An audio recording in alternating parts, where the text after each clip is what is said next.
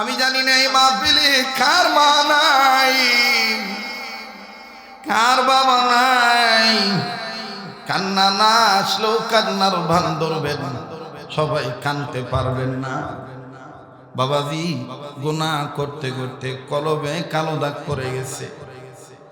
আমার বন্ধুরে মায়ের দোয়ার বরকত যে কত বড় বরকত, এক মিনিটে বলে দিই আমার বন্ধুগণ, আমার ভাইরা, ইবাদত মার খেদমত করলে রে ইবাদত হয়ে যায়।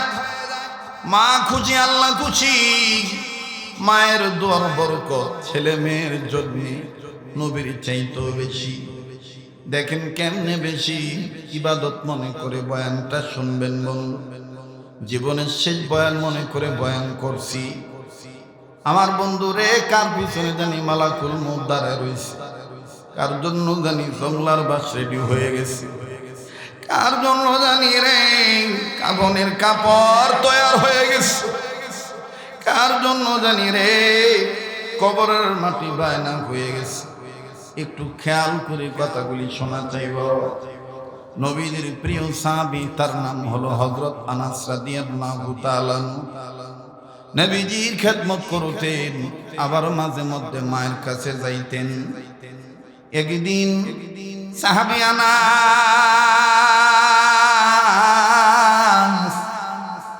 মা জননীর উদ্দেশ্যে বের হলেন। আমার নবী ডাক দিয়ে বললেন, আনাস কই যাও?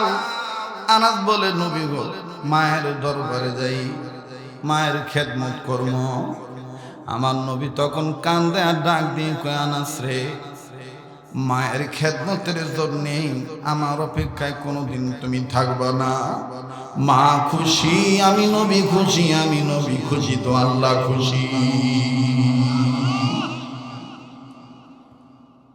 হযরত আনাস রাদিয়াল্লাহু তাআলা নবীদের কাছ থেকে দোয়া নিয়ে মায়ের খেদমত করার জন্য গেলেন। অনুরোধ করে বলবো, সবার বয়ান ভালো নাও লাগতে পারে, কেউ চলে গেলে চলে যেতে দিবেন, কারো যাওয়া দেখে কেউ যাবেন না। নিজের চিন্তা নিজে করবেন বন্ধু। প্লিজ আমার এই চেহারাটার দিকে তাকিয়ে থাকবেন আর নিজের মনটা নরম করার চেষ্টা করবে। আবার বন্ধুরা রে,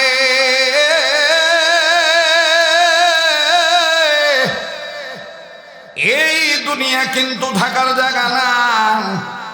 দুনিয়ায় কেউ চিরদিন থাকতে পারবো না। ও বন্ধু, শুধু রে যাবে তোমার আমার কর্মফল। কথা বলেন ঠিক না বেঠি?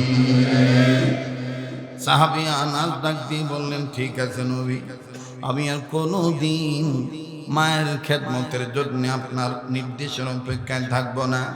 হযরত আনাস চলে গেলেন মায়ের কাছে। মা জননী খেদমত যখন শেষ হলো, মার কাছে তিনি বিদায় নিয়ে আসবে। মা আনাসরে দাঁড় করে কয়, পুত্রে তুই একটু খারো, আমি তোরে দেখি রে ভূ। আনাস কয়, মা গো, এতদিন তো তুমি আমারে এইভাবে দেখো নাই, কি পাইছো আমার চেহারার মধ্যে? আনাসের মা ডাক দিয়ে কয়, আনাস রে, তোর চেহারায় ইদানিং যে মুখটা দেখা যায়, আগে তোর চেহারার খুব নূর দেখা যায় নাই। আনাস কয়, মা গো, এই নূর আমার কৃতিত্ব নয়, এটা হলো নবীর নেক সাহাবতের বরকতের নূর।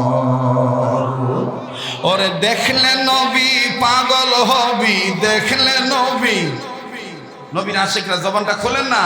ওরে দেখলে নবী পাগল হবি, পাইলে নবী, ওরে পাইলে নবী পাগল হবি, পারবি না, পারবি না ওমর ভুলতে পারবি না। তোর আমার আপন যিনি ঘুমায়াছেন মদিনা, বলে তোর আমার আপন যিনি ঘুমায়াছেন। মদিনার পক্ষে গাইতে ভাল লাগে না খারাপ লাগে? তা আওয়াজ দিয়া বলেন না, পাইলে নবী পাগল হবি, পাইলে নবী। কেউ জবান বন্ধ রাখবেন না। পাইলে নবী পাগল হবি, দেখলে নবী হবি, পারবি না, পারবি না উম্মত ভুলতে পারবি না। তোরা মারা আপন যিনি ঘুমায় আছেন মদিনা, তোরা মারা আপন যিনি। আমার ভাইরা, আমার বন্ধুরি,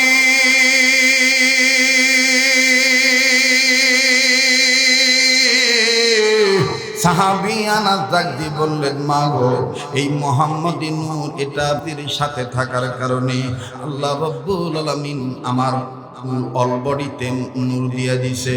মনে রাখবা ভাইয়া, তুমি যদি আতরওয়ালার সাথে থাকো, আতর যদি নাও কিনো, আতরের কিন্তু সুঘ্রাণ তোমার গায়ে থেকে পাওয়া যাবে। কথা বলেন ঠিক না বেঠি? যদি কেরাসিন তেলওয়ালার সাথে তুমি সম্পর্ক রাখো, কেরাসিন তেল যদি নাও কিনো, দিন শেষে তোমার শরীর থেকে কেরাসিন তেলের গন্ধ বাইরে। কথা বলেন ঠিক না বেঠি? أما بعد أعوذ بالله من الشيطان الرجيم بسم الله الرحمن الرحيم إياك نعبد وإياك نستعين وقال رسول الله صلى الله عليه وسلم المرء مع من أحب أو كما قال عليه الصلاة والسلام আজ করব না করব কালি, এইভাবে দিন গেল চলি। আজ করব না করব কালি, এইভাবে দিন গেল চলি। কেমনে মোরা হিসাব দেব আল্লাহর কাছে হাসরের বেলা।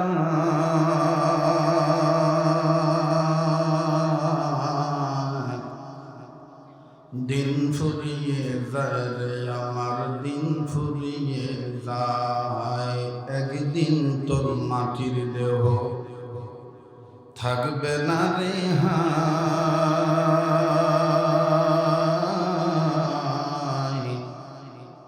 মাটির দেহ মাটির মাঝে মিশবে রে ধুলায়। কিসের টাকা কিসের করি তোমার, কিসের বাহাদুরি,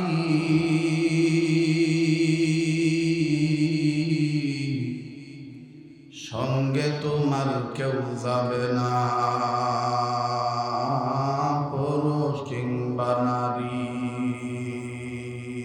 মাল আওলা দরবে মানা দুশ্মনা, गरच नजदीक तो चश्मे के रोशनाद। माल दुनिया खो के सारा रादहान, आखिरत पर रहेज़गरे रादहान।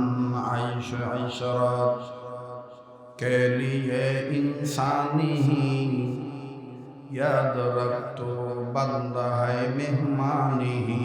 दार फानी की सजावट पर न जा, नेकियों से अपना असली घर सजा। कुल मखलूकत गाए निशिदिन अल्लाह नामेर गान।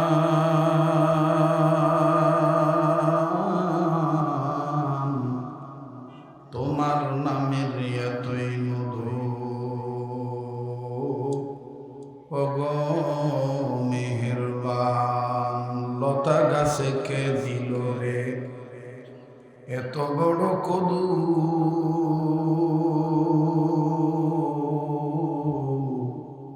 কার ইশারায় মৌমাছিরা মৌচাকে দেয় মধু।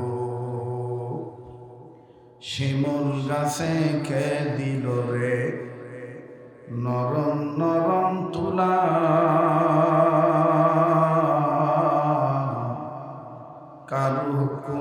চৈত্র মাসে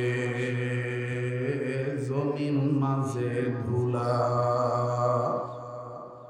মরিচ গাছে কে দিল রে মরিচিয়া তুই জান কার হুকুমে ভাদ্র মাসে পাকে গাছে তাল ঝিনুক মাঝে কে দিল গো মুক্তামণিহার আখের মাঝে কে দিল রে রসে চমৎকার মাঠের পরে কে বিচারো সবুজ শ্যামল ছবি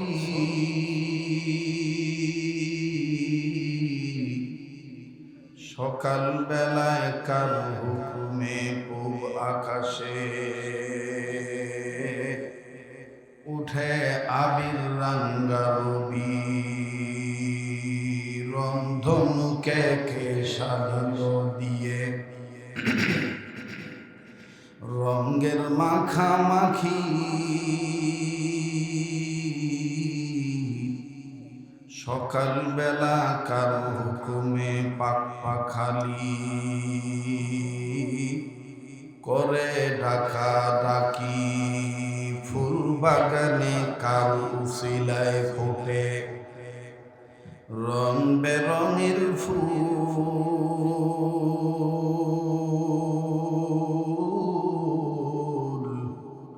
সে যে ধরায় অন্য কেহ নয় নামটি মুহাম্মদ রাসূল সবাই কালেমা পড়ে লা ইলাহা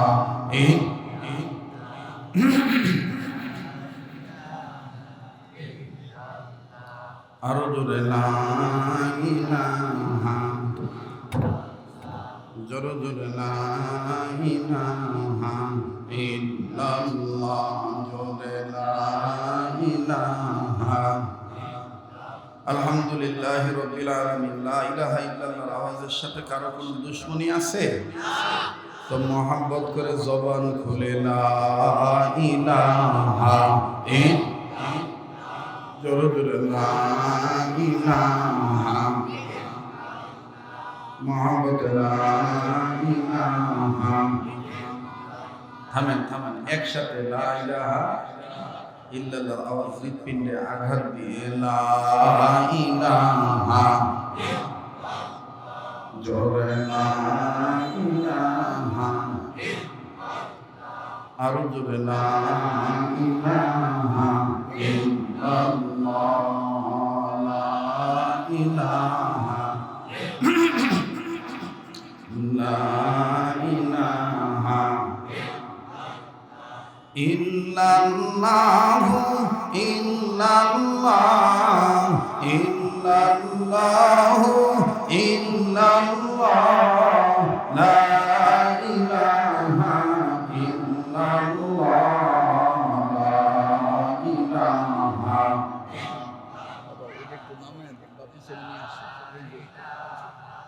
ইল্লাল্লাহ জোরে লা ইলাহা বাইগো চার দিলে নাই নবীজির প্রেম তার সনে নাইলে না বলো চার দিলে নাই নবীজির প্রেম তার সনে নাইলে না তোমার আমার আপন যিনি তোমার আমার আপন যিনি তিনি ঘুমায় মদিনা লা ইলাহা আরো জোরে লা ইলাহা ইল্লাল্লাহ লা ইলাহা বাইগো যার দিলে নাই নবীজির প্রেম তার সনে নাইলে না বলুন যার দিলে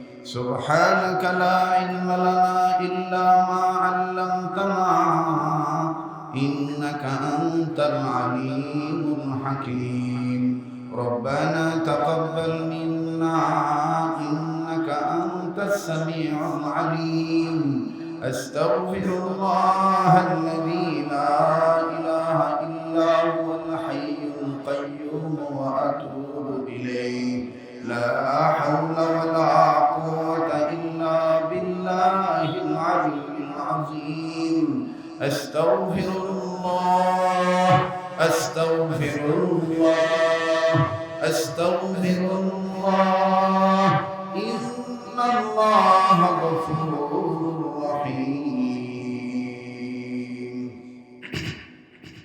বরুণা দক্ষিণ পাড়া বাইতুল জান্নাত জামে মসজিদের উন্নয়ন কল্পে 23তম বার্ষিক ওয়াজ ও দোয়ার মাহফিলের অত্যন্ত পরম শ্রদ্ধেয় মান্যবর সম্মানিত সভাপতি জনাব আলহাজ অ্যাডভোকেট মোহাম্মদ অলিউল্লাহ সাহেব, আজকের মাহফিলের উদ্বোধক জনাব মোহাম্মদ আলতাফ হোসেন, পৃষ্ঠপোষকতায় যিনি রয়েছেন জনাব হাজী মোহাম্মদ আমিন হোসেন সাউদ সাহেব, আজকের মাহফিলের মান্যবর প্রধান অতিথি জনাব মোহাম্মদ মনির হোসেন সাহেব এবং বিশেষ সম্মানিত আসন অলঙ্কৃত যিনারা করেছেন, বিশেষ অতিথিবৃন্দ, বিশেষ মেহমানবৃন্দ, আমন্ত্রিত অতিথিবৃন্দ এবং আজকের মাহফিল পরিচালনায় যিনি রয়েছেন আমার অত্যন্ত পরম স্নেহের মুফতি উস্তাদ তামিম আল আব্বাসী সাহেব, খতিব অত্র মসজিদ, আজকের মাহফিলের দাওয়াতি মেহমান, সম্মানিত ওলামা ইকরামের মধ্য হইতে যিনারা এখানে মূল্যবান তাকরীর নসিহত পেশ করেছেন, হাফেজ মাওলানা মুফতি আসাদুল্লাহ রহমানী, হাফেজ মাওলানা রিয়াদুল ইসলাম আইয়ুবী, হাফেজ মাওলানা আব্দুল শাকুর আজাদি সাহেব এবং আরো কথা বলেছেন যে ভাইটি আমাকে এ মাহফিলটির ব্যাপারে যথা নিয়মে মহাব্বত করে অনুরোধ ক্রমে এখানে আমাকে দাওয়াত দিয়েছেন। আপনাদের পক্ষ থেকে হযরত মাওলানা শাহজাহান আল হাবিবী সাহেব এবং আজকের মাহফিলে যিনি আমার পূর্বে এতক্ষণ আলোচনা করলেন এবং মসজিদের উন্নয়নের জন্য আপনাদের কাছে যিনি কালেকশন করলেন লম্বা সময়, আমার পরম স্নেহের বাংলাদেশের পরিচিত একজন আলোচক, তরুণ উদীয়মান মুফাসসিরে কোরআন মুফতি শাহ আব্দুর রাজ্জাক আজাদি সাহেব দামাত বারাকাতুহু আলিয়া সহ উপস্থিত আছেন আমার সেরেতাজ, মাথার মুকুট, অন্যান্য মসজিদ হইতে আগত আইম্মায়ে মাসাজিদগণ, আইম্মায়ে মাদারিসগণ, বাংলার জিন্দা শাহজালাল, কোরআন সুন্নাহর জিন্দা সৈনিক, ইমান ইমারতের অতন্ত্র প্রহরী, নায়েবে রাসূল, হযরত উলামা ইকরাম, দূর দূরান্ত থেকে আগত সর্বস্তরের সম্মানিত সুধী, দিনদার, ইমানদার, পরহেজগার, আল্লাহওয়ালা, বাবার বয়সী মুরব্বীরা, কলিজার টুকরা হৃদয়ের স্পন্দন, স্কুল, কলেজ, ভার্সিটি, মাদ্রাসায় অধ্যয়নরত, এ এলাকায় বসবাসরত ইয়ং জেনারেশন যুবক বন্ধু ও ছাত্র ভাইরা, পর্দার অন্তরালে পরম শ্রদ্ধেয় পর্দানিশীল আমার মা ও বোনেরা, আশিকিন, জাকিরিন, মুহিব্বিন, সালিকিন, মুজাহিদ বাবারা, ভাইরা, ছোট ছোট কচি কাঁচা সোনার মানিকেরা, আল্লাহ জাল্লা শানুহুর দরবারে লাখো কোটি শুকরিয়া আদায় করি যে মহান আল্লাহ আমাকে আপনাকে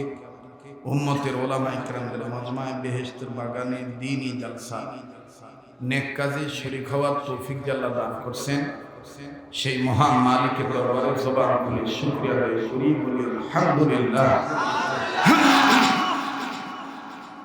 আল্লাহ পাক বলেন যে বান্দা আমার নিয়ামত পেয়ে নিয়ামতের শুকরিয়া আদায় করবে, আমি আল্লাহ তাদের নিয়ামতকে বাড়িয়ে দেব। নবী করিম সাল্লাল্লাহু আলাইহি সাল্লাম বলেন, আমার কোনো উম্মত যদি হালাল খানা খাদ্য খাওয়ার পরে একবার আলহামদুলিল্লাহ বলে, আলহামদুলিল্লাহ বলনেওয়ালার সাথে সাথে জীবনের সমস্ত সগীরা গুনাহগুলো আল্লাহ মাফ করে দেন।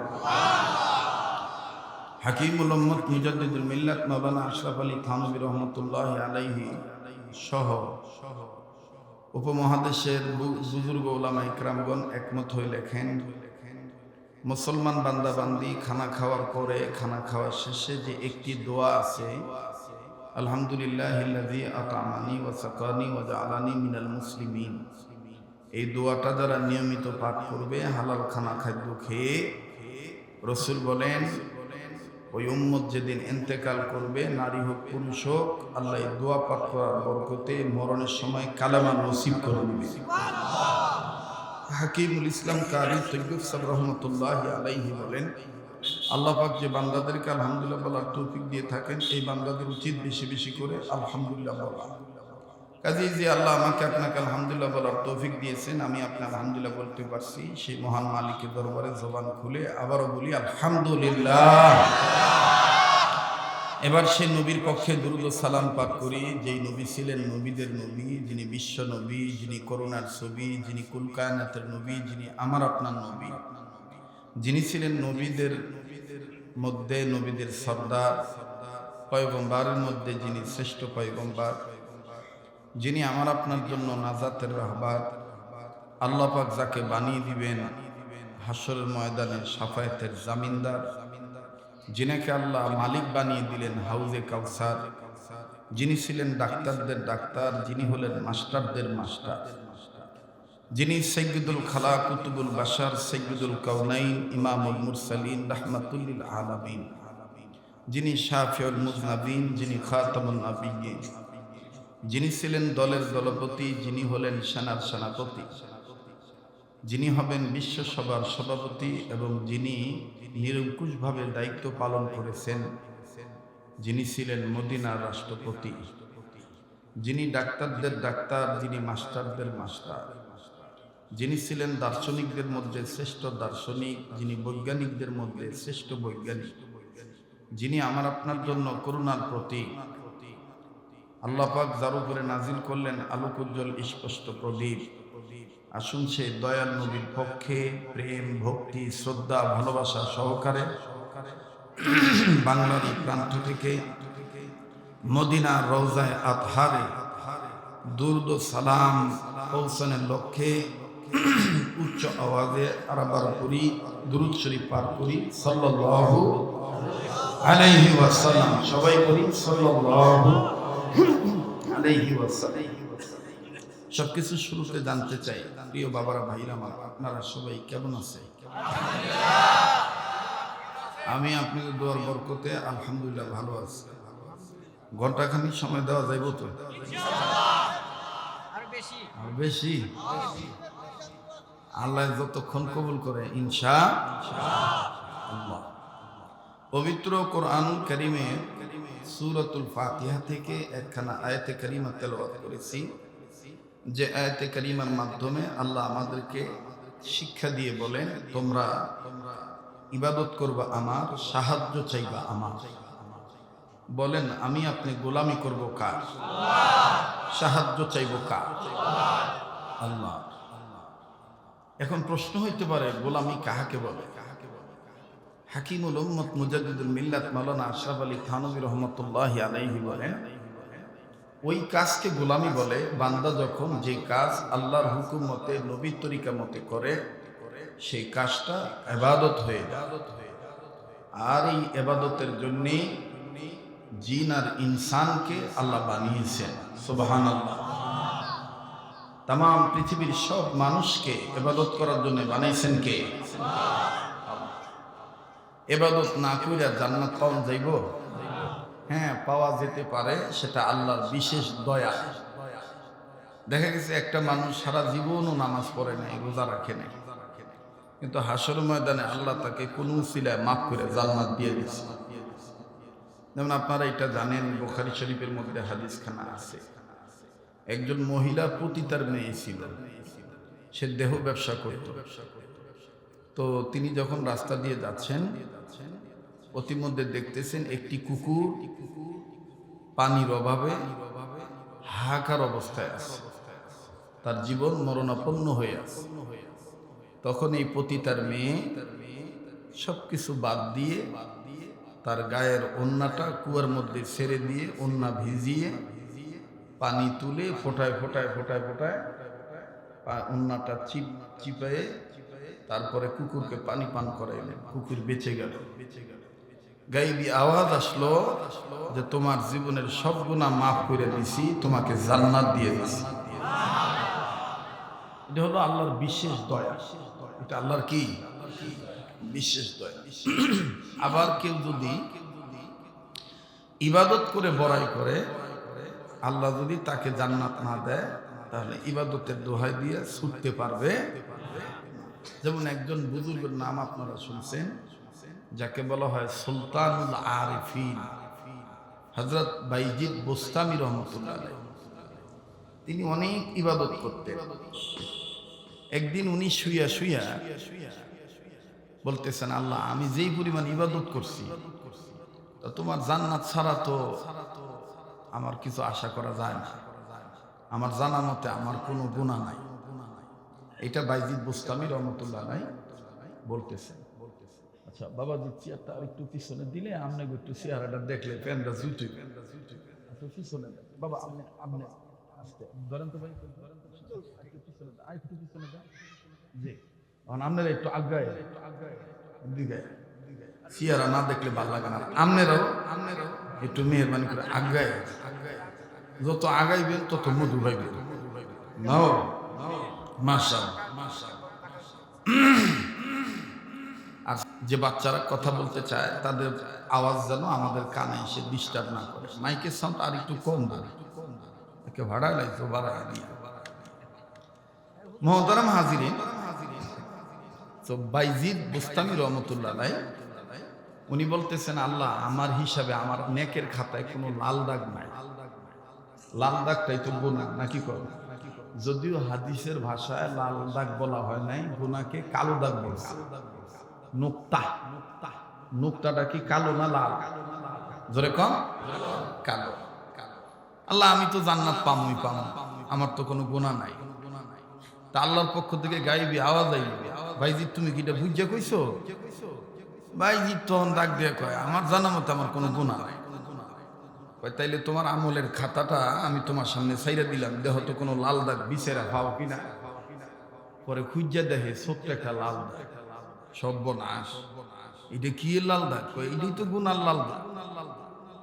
তখন বাইজিৎ কইতেছে, আল্লাহ আমার মনে পড়ে না আমি কোন গুনাহ করছি।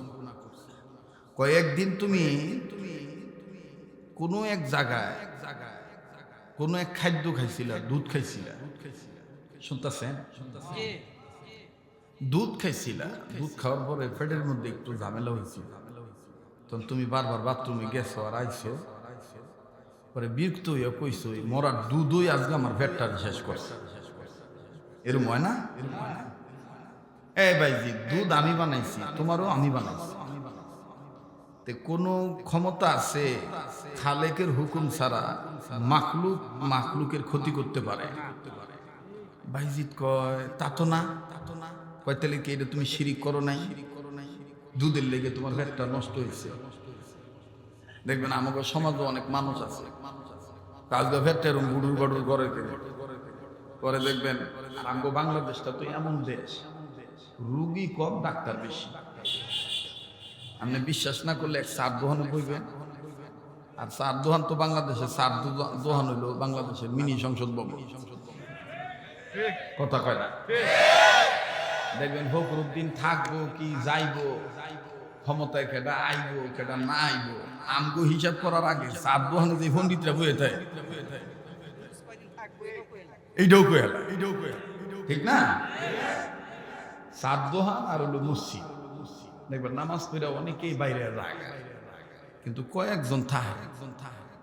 যদিও মসজিদে অবস্থান করা মানে ইবাদতের মধ্যে থাকা, কিন্তু হেরা মসজিদে থাকা দেখবেন যে আমনিগো সমাজের কথা কই না, আমাগো ওই সাইনবোর্ড এলাকার কথা কই, হেন মানুষ যেমন বেশি, মশাও তেমন বেশি, আবার পণ্ডিতও তেমন বেশি। আর আপনারা তো আমার প্রতিবেশী, নামের লগে শরীয়তপুরি দেখে অনেকে ভাবতে পারে হুজুরে মনে লঞ্চে আইছে। আপনারা যেমন নারায়ণগঞ্জের ভোটার, আমিও কিন্তু নারায়ণগঞ্জের ভোটার। আমার পোলা মাইয়া বাপ মা যা আছি আমরা সবাই নারায়ণগঞ্জের স্থায়ী লোক, বাসিন্দা আর কি। তো নারায়ণগঞ্জের একটা সাইট আছে, যে সাইটটাতে বহিরাগত লোক অনেক আগে আইসা বাড়িঘর করছে, মিল ফ্যাক্টরি করছে, ঠিক না? তো বিদেশি বলতে কোনো শব্দ নাই, আমরা থামানো এক দেশি, কথা কয় না, আমরা থামানো এক দেশি না, এক দেশি। কিন্তু আমরা নারায়ণগঞ্জে, গাজীপুরে, নরসিংদী দেখবেন কোনো কথা দিয়ে যখন না পারে তখন কয় হ্যাঁ বিদেশি ঘরে বিদেশি, কথা কয় না। মানে দমকটা দিয়ে হ্যাঁ বুঝায় যে হ্যাঁ ফুডার দূর আছে। যারা নাকটা বাইন্ধা রাখছেন আমি চেহারা দেখতে আমার ভালো লাগতেছে না, কি লাগতেছে, একটু মুখটা খোলে। আল্লাহ তো হইতে পারে, এমন হইতে পারে আপনার চেহারার বরকতে আল্লাহ আমারে মাফ করে দিতে পারে, আমার চেহারা দেখার বদলতে আল্লাহ আপনারে মাফ করে দিতে পারে। তো মোহতারাম হাজিরিন, আরেকটা কথা কইলই, এই টেনশন করে ওয়াজ আছে, আমি আছি, ওয়াজ হইতে শুনবে। এই কমিটির কপাল ভালো যে আজকে কোনো মাহফিল রাহি নেই, যদি মাহফিল রাখতাম তাহলে এমন চকচকা পাইতেন না, মেজাজটা এমন বালা থাকতো না। আবার এমন 5 মিনিট 10 মিনিট বড় রাখবেন, এটা বইতো না।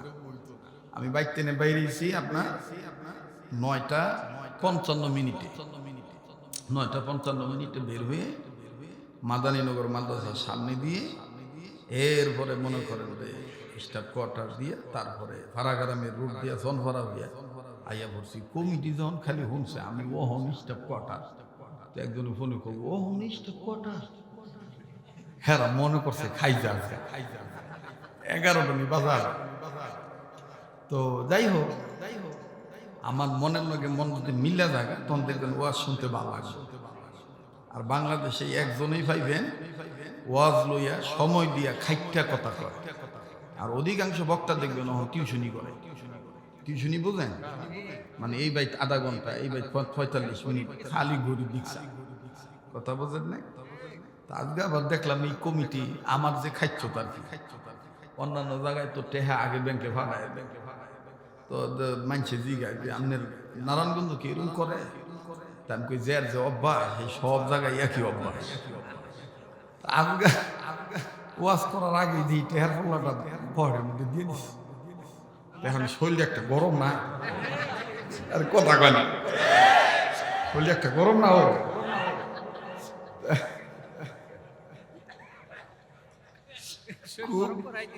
শরীরটা গরম করে দিচ্ছে আমার মেয়ে ভাই, যে হুজুরে যেন আবার মন খারাপ করে ওয়াজ কম না করে। না আমি যদি আগে নাও দিতে তো আমি খাটতাম, কারণ এই ওয়াজের লাইনটা আমার খুব সাধনার লাইন। আমার অনেক ভক্ত আছে আপনাদের এই মাজিনা, বরুণা, দক্ষিণ পাড়া, পশ্চিম পাড়া, পূর্ব পাড়া, জেদ্দায় থাকে কিছু পোলাপা। কথা ছিল যে ওই রাকিব নামে একটা ছেলে আছে, কথা ছিল ওদের বাড়িতে রাত্রে এসে একটু নাস্তা করব, ওর আম্মার সাথে কথা বলবো, ওর বাবার সাথে কথা বলবো, কিন্তু সময়টা পাইছি না। অত ছাড়া এত মনে গাইলাইতেছে কি মন হুজুর, একটু যাইতে গেলে আঙ্গো বাইতে যাইতেছে না, আবার জেদ্দায় গেলে হ্যাগো করে যায়, থাউন লাগে আর কি। এরপরে প্রতি বছর 7 মাসও একটা মোবাইল ব্যবহার করতে পারি না। 8 মাসের সময় এই জেদ্দার ফলাফল যত দামি মোবাইল, মানে আপডেট, আপনাদের এই বরুণার ফলাফল আমার প্রত্যেক বছরের মোবাইলটা দিয়ে দেয়, কথা বুঝছেন? তো রূপগঞ্জের সাথে আমার একটা ভিন্ন মহাব্বত আছে, ভালোবাসা আছে। আশা করা যায় এই ভালোবাসার জন্য আল্লাহর জন্য কবুল করেন। হাসরের ময়দানে যদি আল্লাহ আপনাদেরকে মাফ করে জান্নাত দেয়, আল্লাহ যেন আমাকেও মাফ করে জান্নাত দেয়। বলেন না আমিন? আবার বলেন আমিন। তাকবীর দেন, নারে তাকবীর। তো বাইজিদ বুস্তামি বলতেছেন, আল্লাহ আমি তো তাইলে ছোট শিরিক কইরা ফেলাইছি, আমার মাফ করে দেন। মনে আছে কথাটা? আল্লাহ কইতেছে মাফ সাউন্ড লাগতো না।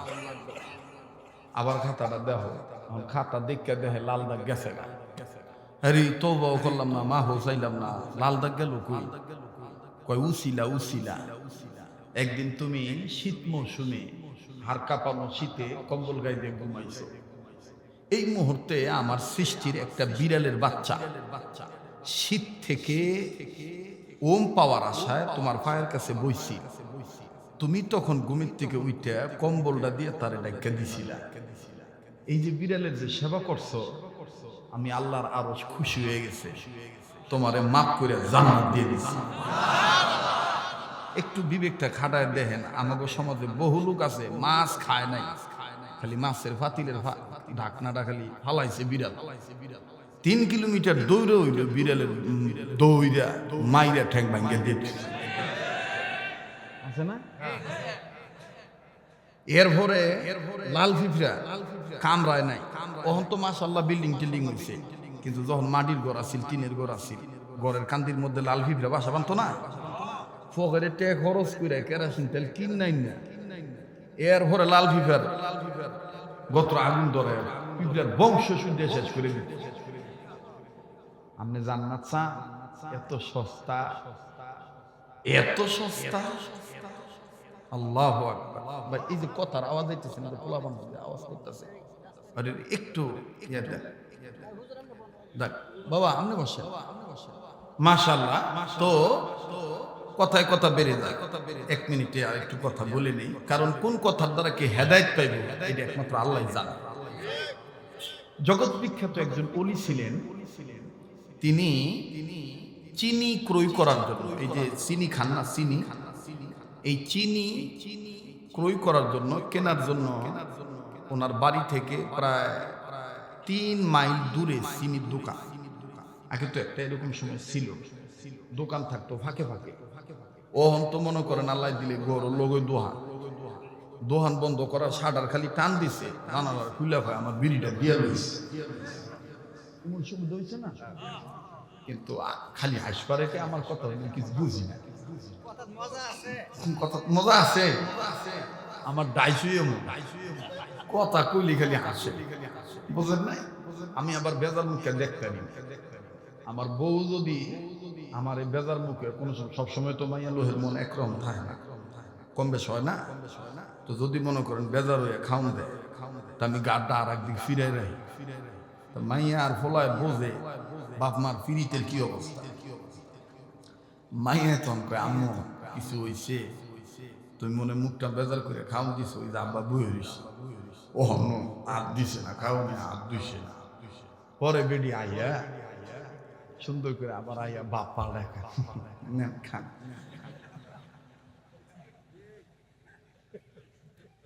নাম্বার দিয়ে দে, নাম্বার দিয়ে আমু ঠিক আছে।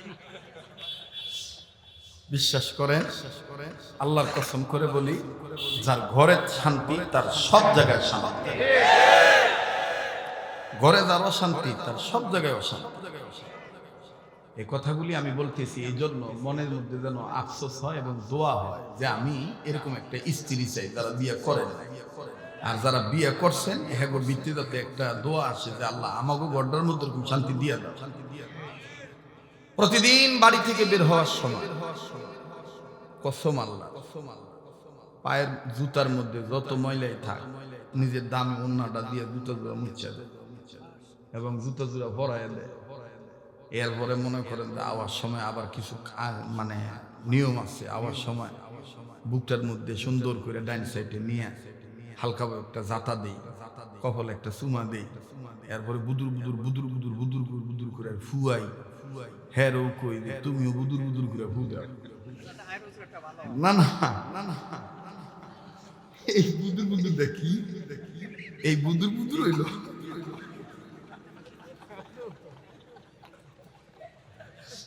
আজকে বক্তা কমি মিলে গেছে, মনে হইতেছে আমরা গরম মধ্যে বই কথা বলতেছি, কেউ ভালো লাগতেছে না। এই বুদুর বুদুর দেখি, এই বুদুর বুদুর আপনার স্ত্রী যদি আপনার গায়ে এই দোয়াটা পরে ফু দিয়া বাইর করে দেয়, আপনিও যদি আপনার স্ত্রীকে আপনার সন্তানকে আপনার ঘরের মধ্যে ফু দিয়া বাইরন, তো আপনি যতক্ষণ বাড়িতে না যাবেন আল্লাহ তাআলা স্পেশাল 70,000 রহমতের ফেরেশতা নিযুক্ত কইরা আপনার বাড়ি ঘর বউ সন্তান সম্পদ পাহারা দিয়ে রাখে।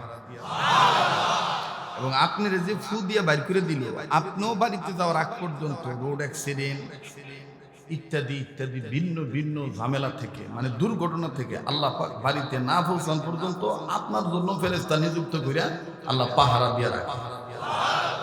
এখন বিত্তে প্রশ্ন হইতে পারে, হুজুর এই বুদুর বুদুরটা কি? আইয়ে না আইয়ে না মনো করাই দিবেন, মোনাজাত রাখবেন, হুজুর বুদুর বুদুর খালি এতটুকুন কইবেন, ঠিক আছে? মা বোনরা তো আর শুনতেছে, হ্যাঁ মাশাআল্লাহ আপনার পাশে কি জি কুমার তুলে গেছে আজকে পাগল হয়ে মাহফিল কিনা বুঝুন না আমি দোয়াটা শিখাই দেবো ইনশাআল্লাহ। তো যেটা বলতেছিলাম, তো এই বুজুর্গ চিনি কেনার জন্য 3 মাইল দূরে গেছে। তখন বাহন ছিল এই পদচালিত বাহন, সাইকেল। সাইকেল চালিয়ে দোকানে গেছে চিনি কিনতে।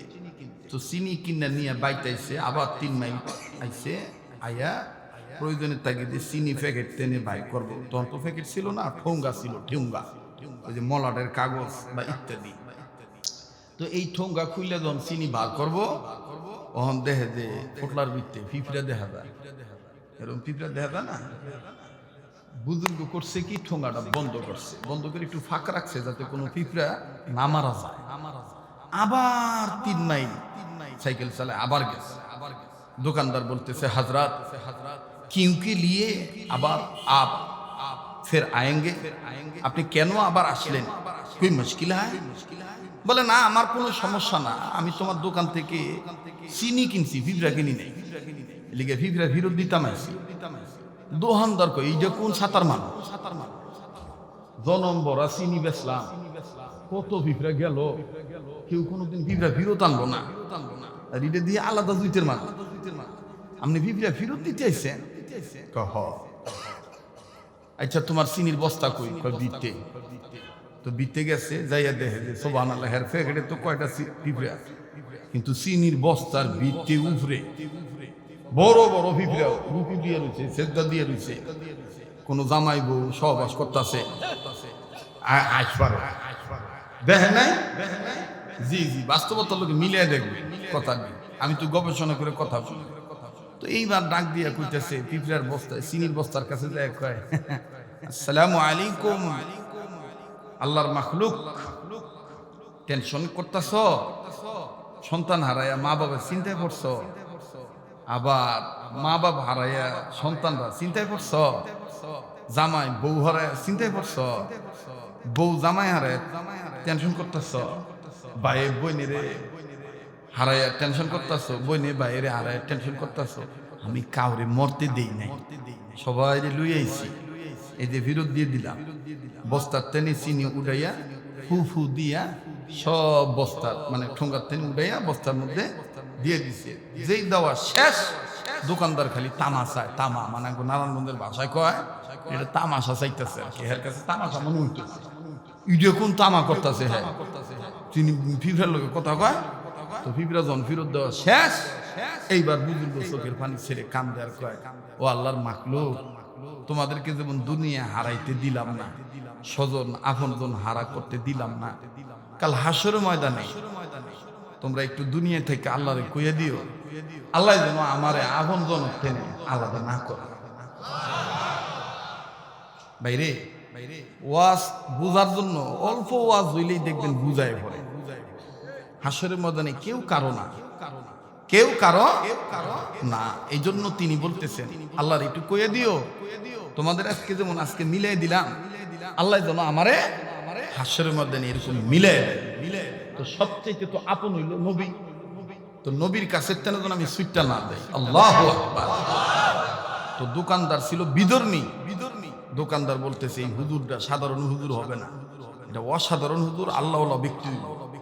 আয়া কয়, হুজুর চিনি যতলা লাগে লইয়া যান, আমি নিজে পিঁপড়া বাচ্চা দিমু, আর আমনে আমার কালেমা পরে মুসলমান বানাই দেয়। আমনের এই পিঁপড়া ফিরত দেওয়ার দেখে আমার বুঝাইছে পরকাল নামে একটা জগৎ আছে, হাসরের মাঠ নামে একটা মাঠ আছে, শেষ বিচার নামে একটা বিচার আছে। আপনি পিঁপড়া এই চিনি নিয়ে যান, আর আমার কালেমা পরে মুসলমান বানায়। আল্লাহ আমাদের সবাইকে সহিবুল দান করে, আবার বলেন আমিন। তো মোহতারাম হাজরিন, ইবাদত করার জন্য বানাইছেন কে? পৃথিবীর সব মানুষকে ইবাদত করার জন্য বানাইছেন কে? এ কথা কার? ইয়া আইয়ুহান নাস উবুদু রাব্বাকুমুল্লাযী খালাকাকুম ওয়াল্লাযীনা মিন قبلكم لعلكم تتقون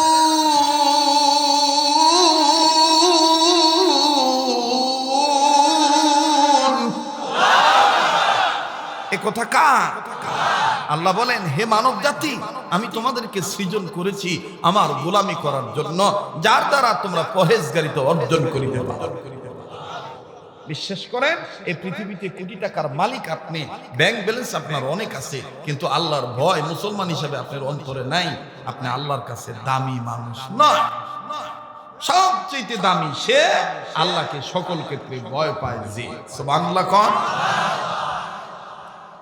আমার ভাইরা, আমার বন্ধুগণ,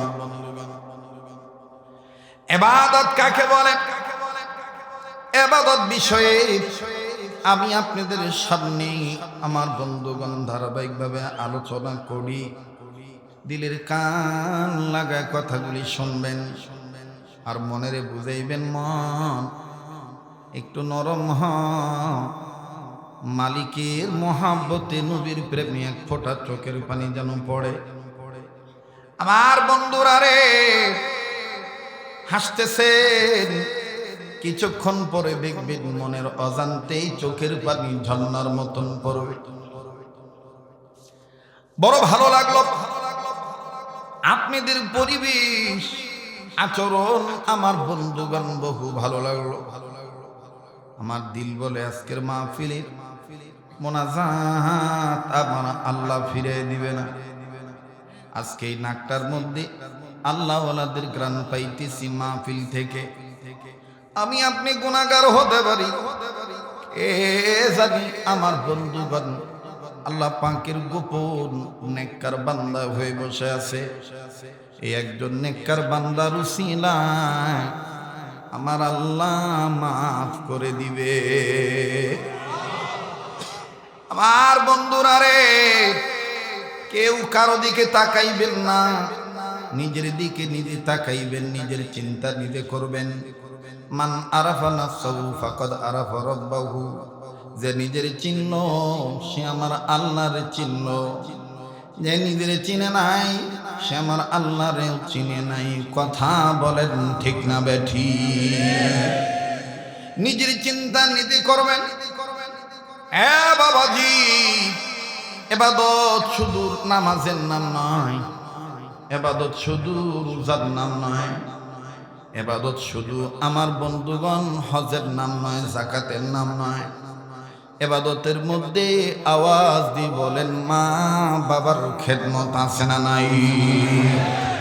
যারা মাকে ভালোবাসেন, মায়ের ভালোবাসা নিয়ে উচ্চ আওয়াজে বলেন, ইবাদত পিতা মাতার খেদমতের মধ্যে আছে না নাই? দুনিয়ায় যাদের মা নাই, আমার বন্ধুগণ তাদের মতন বড় দুঃখী আর কেউ নাই। দুনিয়ায় যাদের বাবা নাই, তাদের মতন বড় অভাবী আর কেউ নাই রে বন্ধু। আজও যখন বাবাজি মাহফিলের উদ্দেশ্যে বেরো, আমার মা আজও ফোনের মাধ্যমে কথা বলে বলে, বাবারে নির্বাচনকে কেন্দ্র করে বহু বক্তার মাহফিল বন্ধ হয়ে গেছে, বাবা তোরে কি একটা রাত্রের জন্য ভালোভাবে কাছে পাইতাম না? আমি বললাম, মা দোয়া করে ছেড়ে দিয়েছো, বাংলাদেশে কোনো দলীয় কোনো কারণে আমার মাহফিল বন্ধ হয় না। আমার ভাইয়েরা, মায়ের দোয়ার বরকত অনেক বেশি। বিশ্বাস করেন আর না করেন, উম্মতের উলামায়ে কেরামগণ আছেন, তাদের জিজ্ঞাসা করে দেখবেন, সন্তানের জন্য মায়ের দোয়ার বরকত নবীর চাইতে ওলি আল্লাহর চাইতেও বেশি। পায়ে হাত দিয়ে বলবো, প্লিজ মাথাটা নাড়াবেন না, কেউ কারো দিকে নজর দিবেন না, এই পাগলের চেহারার দিকে তাকাইলে ঠকবেন না। আমার আল্লাহ প্রতি বছর গোটা রমজান মাস সোনার মদিনায় আমারে রাইখা দেয়। এই তো আর কয়েকদিন পর মদিনায় চলে যাব, গোটা রমজান মাস আমি মদিনায় থাকবো। বিশ্বাস করেন, আল্লাহর কসম করে বলি, এমন একটা সময় ছিল এক জোড়া স্যান্ডেল কেনার মতন অর্থ ছিল না। মা অসুস্থ ছিল রে। সংসারে সন্তানদের মধ্যে আমি বড় সন্তান। লেখাপড়া করবো নাকি মায়ের ওষুধের টাকা জোগাড় করবো, বাবা কোন দিকে দেখবো, বাবার দিকেও চিন্তা করতাম।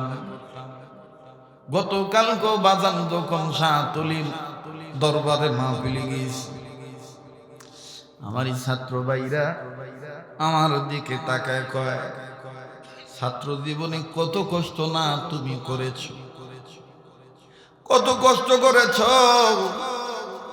তবে একটা কথা কি, ছাত্র জীবন থেকেই তোমাকে দেখতাম তুমি বড় মায়ের পাগল ছিলা। আর মার দোয়া তোমার সম্পদ, তোমার মায়ের দোয়ার বরকতে আল্লাহ রাব্বুল আলামিন তোমারে ভালো রাখছে। আমি জানি না এই মাহফিলে কার মা নাই, কার বাবা নাই। কান্না না আসলেও কান্নার ভান ধরবেন, সবাই কানতে পারবেন না। বাবাজি গুনাহ করতে করতে কলবে কালো দাগ পড়ে গেছে। আমার বন্ধুরে মায়ের দোয়ার বরকত যে কত বড় বরকত, এক মিনিটে বলে দিই আমার বন্ধুগণ, আমার ভাইরা, ইবাদত মার খেদমত করলে রে ইবাদত হয়ে যায়। মা খুশি, আল্লাহ খুশি। মায়ের দোয়ার বরকত ছেলে মেয়ের জন্য নবীর চাইতেও বেশি। দেখেন কেমনে বেশি ইবাদত মনে করে বয়ানটা শুনবেন বন্ধু। জীবনের শেষ বয়ান মনে করে বয়ান করছি। আমার বন্ধু রে, কার পিছনে জানি মালাকুল মউত দাঁড়ায় রইছে, কার জন্য জানি জংলার বাস রেডি হয়ে গেছে, কার জন্য জানি রে কাফনের কাপড় তৈয়ার হয়ে গেছে, কার জন্য জানি রে কবরের মাটি বায়না হয়ে গেছে। একটু খেয়াল করে কথাগুলি শোনা চাইব। নবীদের প্রিয় সাহাবী, তার নাম হলো হযরত আনাস রাদিয়াল্লাহু তাআলা। নবীজির খেদমত করতেন, আবার মাঝে মধ্যে মায়ের কাছে যাইতেন। একদিন সাহাবী আনাস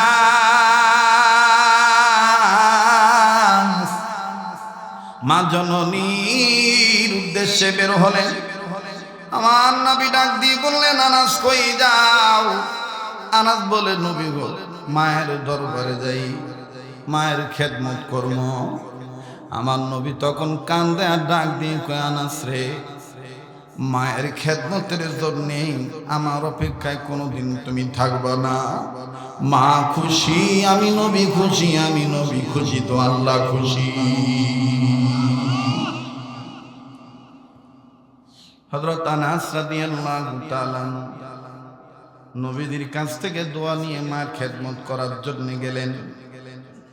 অনুরোধ করে বলবো, সবার বয়ান ভালো নাও লাগতে পারে, কেউ চলে গেলে চলে যেতে দিবেন, কারো যাওয়া দেখে কেউ যাবেন না। নিজের চিন্তা নিজে করবেন বন্ধু। প্লিজ আমার এই চেহারাটার দিকে তাকিয়ে থাকবেন আর নিজের মনটা নরম করার চেষ্টা করবে। আবার বন্ধুরা রে,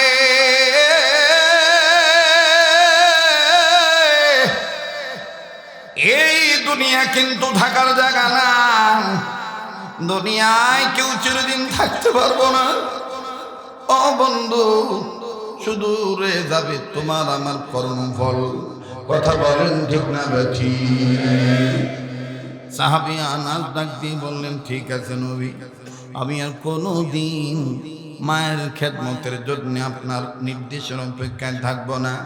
হযরত আনাস চলে গেলেন মায়ের কাছে। মা জননী খেদমত যখন শেষ হলো, মার কাছে তিনি বিদায় নিয়ে আসবে। মা আনাস রে দাঁড় করে কয়, পুত্রে তুই একটু খারো, আমি তোরে দেখি রে ভূ। আনাস কয়, মা গো, এতদিন তো তুমি আমারে এইভাবে দেখো নাই, কি পাইছো আমার চেহারার মধ্যে? আনাসের মা ডাক দিয়ে কয়, আনাস রে, তোর চেহারায় ইদানিং যে নূরটা দেখা যায়, আগে তোর চেহারার খুব নূর দেখা যায় নাই। আনাস কয় মা গো, এই নূর আমার কৃতিত্ব নয়, এটা হলো নবীর নেক সহবতের বরকতের নূর। ওরে দেখলে নবী পাগল হবি, দেখলে নবী, নবীর আশিকরা জবানটা খোলেন না। ওরে দেখলে নবী পাগল হবি, পাইলে নবী, ওরে পাইলে নবী পাগল হবি, পারবি না পারবি না উমর ভুলতে পারবি না। তোর আমার আপন যিনি ঘুমায়াছেন মদিনা, বলে তোর আমার আপন যিনি ঘুমায়াছেন। মদিনার পক্ষে গাইতে ভাল লাগে না খারাপ লাগে? তা আওয়াজ দিয়া বলেন না, পাইলে নবী পাগল হবি, পাইলে নবী, কেউ জবান বন্ধ রাখবেন না। পাইলে নবী পাগল হবি, দেখলে নবী হবি, পারবি না পারবি না উম্মত ভুলতে পারবি না। তোর আমার আপন যিনি ঘুমায়াছেন মদিনা, তোর আমার আপন যিনি। আমার ভাইরা, আমার বন্ধুরি,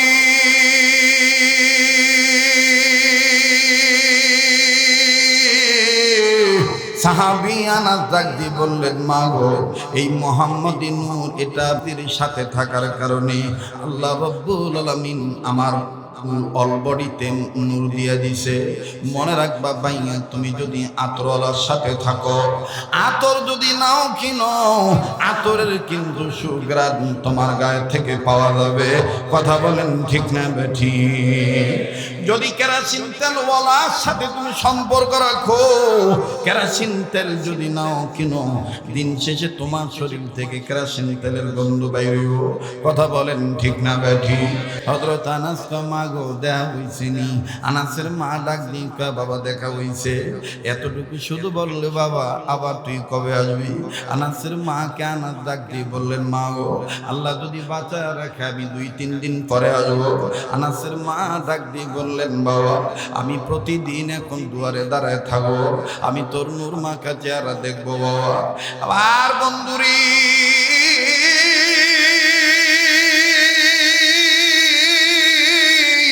অনেক লম্বা কথা সংক্ষেপ করে দিলাম বন্ধু। সাহাবী আনাস রাদিয়াল্লাহু তাআলা নবীর দরবার থেকে নির্ধারিত টাইমে আসতেছেন। হযরত আনাসের মা দুয়ারের কাছে দাঁড়ায় রয়েছে, আমার ভূত আনাস চাইব, আমি আনাসরে দেব। কিন্তু ওই দিন আনাসকে নজর করে দেখতে পায়, আনাসের মুখটা কেমন জানি শুকনা, আনাসের চোখের নিচে কালো দাগ দেখা যায়। আনাসের মা ডাক দিয়ে আল্লাহ, আমার ছেলে আনাস কি খাইছে কি খায় নাই, না খায় রয়েছে মনে হয়, এই জন্য এরকম আস্তে আস্তে হাঁটে, আর চোখের নিচে কেমন জানি কালো দাগ দেখা যায়। আবার আনাসের মা নজর করে দেখতে পায় সাহাবী আনাস বারবার পেটে হাত দেয়। আনাসের মা ডাক দিয়ে বললেন আল্লাহ, ঘটনা কি আমার প্রতি কে নেই, বারবার পেটে হাত দেয় আর এরকম করে হাঁটে কেন? মনে হয় আমার ছেলেটা খায় নাই। ওরে বনে থাকে বনবাবুরি, বাচ্চা ঝোলে তার বুকে, তবু মায়ে বাচ্চা ভোলে না, পড়লে হাজার মুখে। বিদেশেতে যদি কারো সন্তান মারা যায়, পশু পক্ষী না জানিতে জানে তাহার মা। কথা বলেন ঠিক না বেঠি? বন্ধু, তুমি আমি যখন দেশের বাইরে থেকে আসি, তুমি আমি যখন আমার বন্ধুগণ কর্মের জায়গা থেকে আসি, এলাকার বন্ধু বান্ধবী, এলাকার ভাই বোন, আমার বন্ধুগণ, নিজের ছেলে মেয়ে, নিজের ভাই বোন, আত্মীয় স্বজন, আপনজন স্বজনদের প্রত্যেকের নজর থাকে তোমার আমার হাতের দিকে আর ব্যাক পকেটের দিকে, টোপলার দিকে। কিন্তু শুধুমাত্র 2 জন বুড়া বুড়ির নজর থাকে তোমার আমার চেহারার দিকে। কথা কোন ঠিক কিনা? মা বাবার চিন্তা হলো আমার পোলা খাইছিনি, আমার ছেলে খাইছিনি, আমার বুদ্ধির চেহারাটা এরকম শুকনা দেখা যায় কেন? আনাসের মা ডাক দিয়ে বললেন, আল্লাহ, আনাস আজকে আসুক, আমি জিজ্ঞেস করে দেব সে খাইছে কি খায় নাই। এবার আনাস মায়ের কাছাকাছি চলে আসলে, লক্ষ্য করে শুনবেন বাবা, একটু যেন পয়েন্ট না হারায়। পয়েন্ট হারিয়ে ফেললে কিন্তু আলোচনা বুঝতে কষ্ট হয়। সাহাবী আনাস যখন মায়ের কাছে আসলেন, মা ডাক দিয়ে বলে, বাবা আগে আমার একটা কথার উত্তর দাও বাবা। বাবা তুমি কি খাও নাই? বাবা তোমার পেটে কি খিদা? সাহাবী আনাস ডাক দিয়ে বললেন, আল্লাহ, আমার মা বুঝতে পারছে আমি ক্ষুধার্ত গো আল্লাহ। এখন যদি বলি আমি খাই নাই, আমার মা মহিলা মানুষ, আমার মা ফট করে বলতে পারে, কেমন নবীর দরবার থেকে আইলি, নবী তরে না খায় কেমনে বিদায় দিল? ওগো মালিক, আমি তোমার দরবারে বলি, আমি আমার মায়ের চেয়ে তো নবীর বেশি ভালোবাসি। আল্লাহ গো, আমার মা যদি আর একবার জিজ্ঞাসা করে, আমি এমন ভাবে উত্তর দেব, মায়ের জবাবও ঠিক থাকবে, নবীর প্রেম ঠিক থাকবে। আওয়াজ দিয়ে বলেন না সুবহানাল্লাহ। আর একবার আওয়াজ দিয়ে বলেন না সুবহানাল্লাহ। আর সাহাবী আনাসের মা ডাক দিয়ে কয়, রে আনাস, তুমি কেন চুপ করে আছো? তুমি কি খাও নাই? আনাস ডাক দিয়ে বললেন, মা গো, নবী খাইলে আমি খাই, নবী না খাইলে আমি না খাইয়া থাকি। জবাবটা দেখছেন কত সুন্দর হয়ে গেল? সুবহানাল্লাহ বলেন। নবী খাইলে আমি খাই, নবী না খাইলে আমি না খাইয়া থাকি। আনাসের মা ডাক দিয়ে কয়, বাবা বুঝতে পারছি, নবী খায় না এই জন্য তোর পেটে খাওয়া নাই, ভালো কথা বাবা, কিন্তু তুই মাঝে মধ্যে যে বারবার পেটে হাত দেস, এইটা তো বুঝাইলো না। আনাস ডাক দিয়ে কয়, মা গো, ঘরে গেলে আমার পেটটা দেখলে বুঝবি আমি কেড়ে পেট হাতাই। এবার আনাস ঘরের মধ্যে প্রবেশ করলো। অবাজান আনাস যখন বিছানার উপরে বসলেন, আনাসের পেট থেকে পেটের চাদরটা সরে গেল। আনাসের মা নজর করে দেখতে পায় আনাসের পেটে কেমন জানি ছোট ছোট পাথর বান্ধা।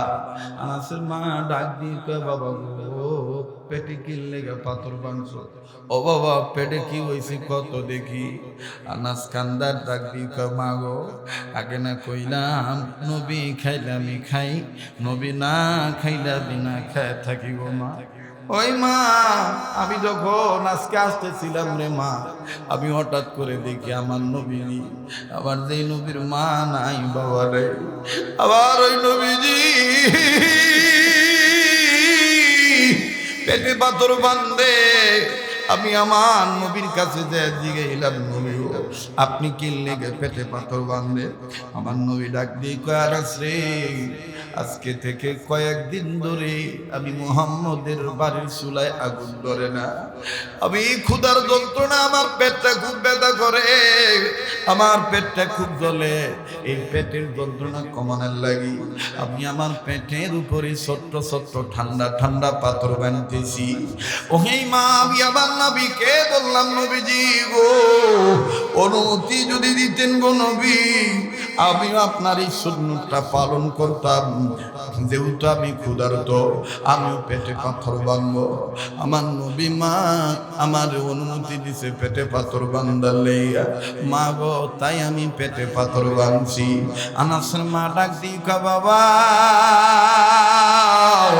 বুঝি রে বাবা, বুঝি, আমার নবীর মা নাই, বাবা নাই, আমি এতিম নবীর পেটে কোনো খাওয়ান নাই। যা বাবা যা, তুই জলদি করে নবী মুহাম্মদকে দাওয়াত দে। নবীরে ভালোবাসার নাম ইবাদত। ও বাবা, নবীদের আমি খানা খাওয়াবো, নবীদের আমি দাওয়াত দিলাম, বাবা তুই নবীরে দাওয়াত দিয়া। আর ডাক দিয়ে বলে, মাগো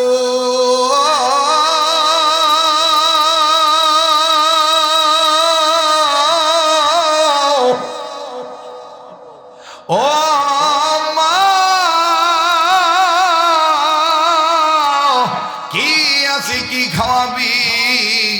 আনাসের মা ডাক দিয়ে কয়, মা আনাস ডাক দিয়ে বলে, আনাস আনাসের মা বলল, বাবা যা আছে তাই খাও বাবা, যা বাবা জলদি করে এতিম নবীর দাওয়াত দে, আমি নবীর খানা খাও। হযরত আনাস একটা ধর্মের নবীর দরবারে যাইতেছে। যাওয়ার সময় আনাস মনে মনে ভাবলো, আঙ্গো মায় কি পাগল হয়ে গেল নাকি? আঙ্গো বাইতে তো তেমন কোনো খাবার নাই, মায় নবীরে কি খাওয়াইব? দেখি তো মা কি করে।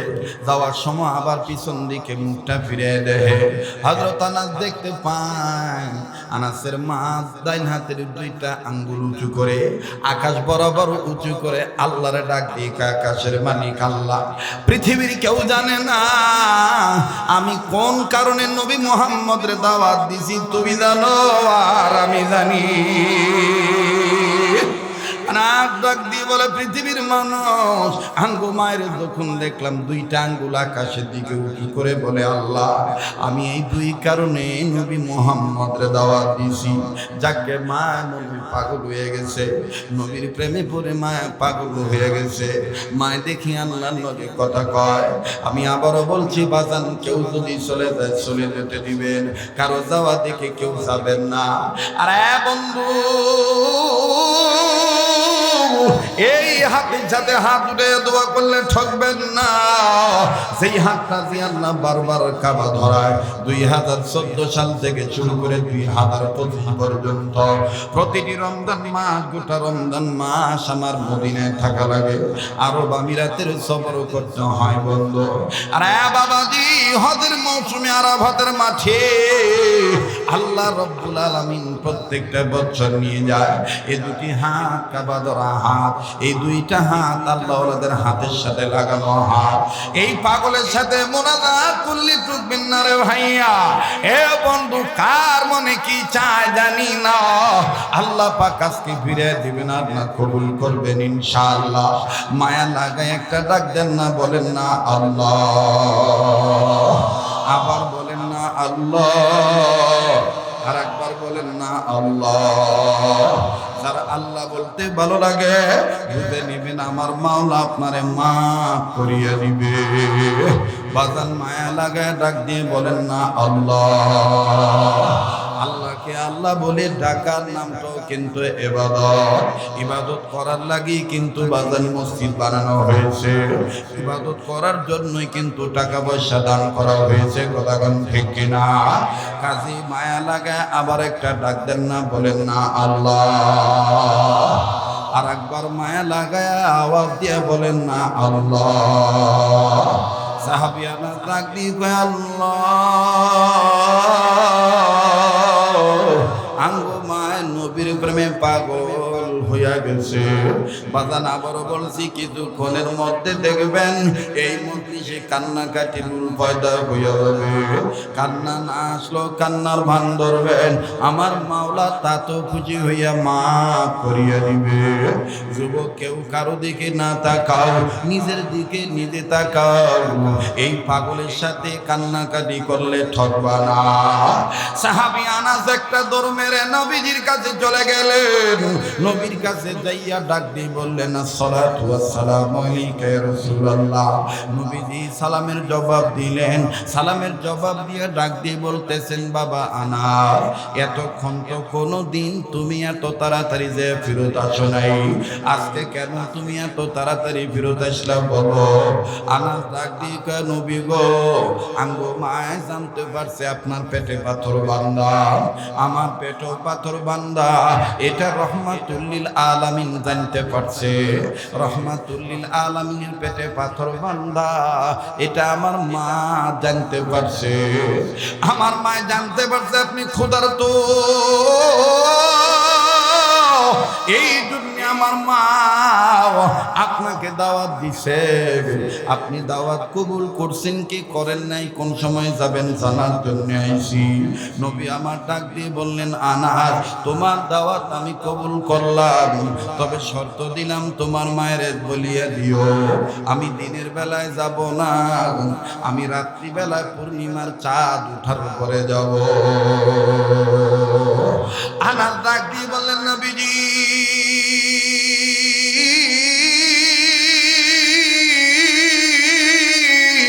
কত কাফির বেঈমান মুনাফিক ফাসিক ফুজ্জার ইহুদ নাসারা বিধর্মী আপনি দাওয়াত দিছে, কোনদিন আপনি শর্ত লাগান নাই। আমি আপনার নিয়ারেস্ট পারসন, আমি আপনার কাছের লোক, আমি আপনার দাওয়াত দিলাম, কিন্তু আপনি আমার দাওয়াত নিলেন ঠিক ওই শর্ত লাগায় দিলে। দিনের বেলায় যাবেন না, রাত্রি বেলায় যাবেন বুঝলাম না। আমার নবী ডাক দিয়ে কয় না, এই খবরের এই কথার উত্তর আমি দিতে পারবো না, তোমার মার কাছে বলিয়া দিও, তোমার মা জবাব দিয়া দিবে। আনাস বলে নবী গো, এতক্ষণ আমার বুঝে আইছে আঙ্গো মায়েরে কোনোদিন দুই আঙ্গুল উঁচা কইরা আকাশের মালিক আল্লাহর সাথে কথা বলতে দেখছি না। আজকে আসা সবাই নজর করে দেখলাম আমার মায় দুই আঙ্গুল উঁচা কইরা আল্লাহর সাথে কথা বলে। আল্লাহু আকবার। এবার সাহাবী আনাস মায়ের কাছে গেলেন, মা ডাক দিয়ে বললেন, বাবারে নবীজি কি দাওয়াত কবুল করছে কিনা বলো। আনাস ডাক দিয়ে বললেন, মা নবী দাওয়াত কবুল করছে, তবে আঙ্গ নবী শর্ত দিছে আমাগো নবী দিনের বেলায় আসবে না, আমার নবী রাত্রি বেলায় আসবে পূর্ণিমার চাঁদ ওঠার পরে। আনাসের মা এক হাত কপালে দিয়া আর এক হাত বুকের মধ্যে থাবড়া দিয়ে কয় আল্লাহু আকবার। আনাস তুঙ্গ নবী কি গায়েবের মালিক নাকি? আমার মনের গোপন খবর নবী জানিও কেমনে?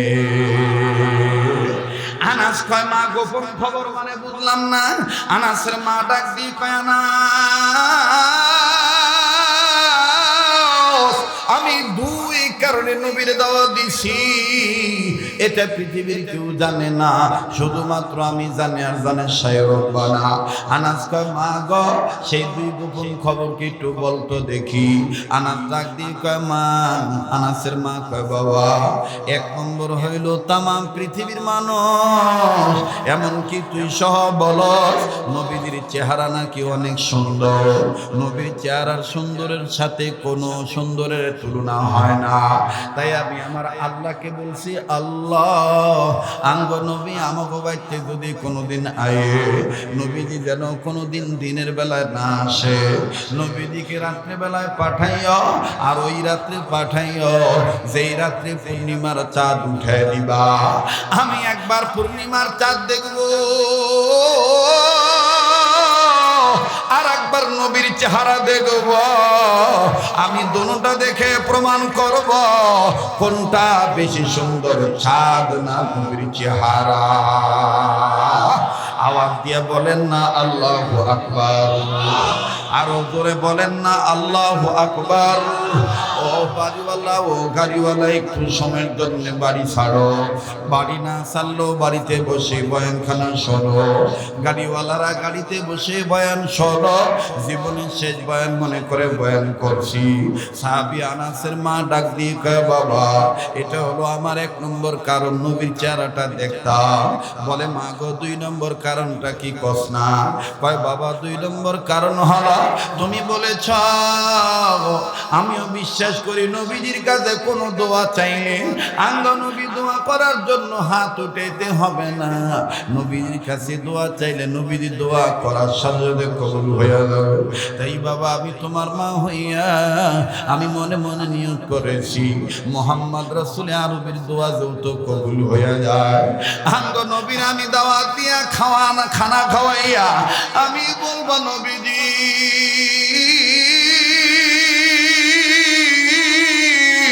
আপনি আমার ছেলে আনাসের জন্য একটু দোয়া করবেন, আমার আনাসকে যেন আল্লাহ পাক ধনী বানায় দেয়। বাবা আনাস, নবী তোমার ধনী হওয়ার জন্য দোয়া করবে, আল্লাহ কবুল করবেন, আর তুমি ধনী হয়ে যাইবা, আর কোনোদিন তোমার পেটে নবীর পেটে পাথর বান্দা লাগবে না। আমি তখন ধনী সন্তানের মা হইয়া প্রতিদিন নবীর দাওয়াত খাওয়াবো। আল্লাহু আকবার। কষ্ট হইতেছে, বিরক্ত হইতেছে, চলবো কি চলবো না? আর আধা ঘন্টা 30 মিনিট 40 মিনিটের মতন সময় দেন, যাইব কি যাইব না? তাহলে আওয়াজ দিয়া বলেন না আল্লাহু আকবার। আনাস ডাক দিয়ে কয় মা গো, যদিও নবীজি গায়েবের মালিক না, গায়েবের মালিক একমাত্র সাই রব্বানা, তবে মা আল্লাহ যদি দয়া করে নবীর গায়েব জানায় পৃথিবীর কেউ ধরে রাখতে পারে না। কিন্তু আমার ও সমাজে মদ খায়, গাঁজা খায়, নামাজ নাই, রোজা নাই, হ্যাঁ বলে গায়েবের মালিক। আসেন এই ধরনের কিছু আউল ফল কিছু পীর আছে না, কথা কয় না, বেটা বেটির হমানে মুরিদ করে, উল্টা পাল্টা জিকির করে, আছে। আর জিকিরের কোনো তাল তুল নাই, উল্টা পাল্টা কথা বলে। আল্লাহর নামে জিকির করতে হইব, আল্লাহর নামে জিকির না কইরা বাহের নামে টানা। তুমি আজ বাংলা বলে নি রাঙলাঙাতে গেলাম বাবা জঙ্গে গাছ বাংলাঙাতে আইলা না বাবা।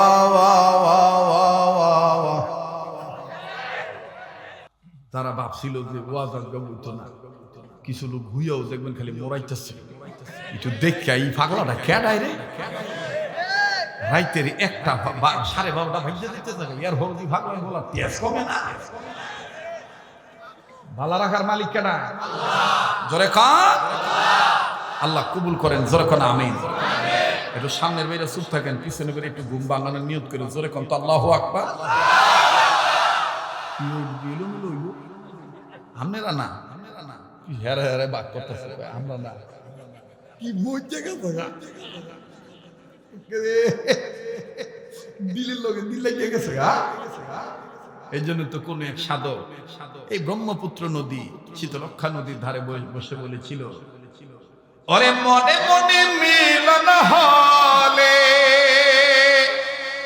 মনে মনে মিলন হলে পাছের লুকি কত কিছুই না বলে, তাই শুনিলে কি তোর আমার পিরিতি চহলে, মনে মনে মিলন হলে। মনের লগে যদি মন মিললে থাকে কি রাতের 12টা 1টা, কথা বল ঠিক কিনা? এবার লম্বার করি না আমার ভাইরা, আমার বন্ধুগণ, গায়েবের মালিক একমাত্র কে? ডাক দিয়ে বলে আনাশ্রী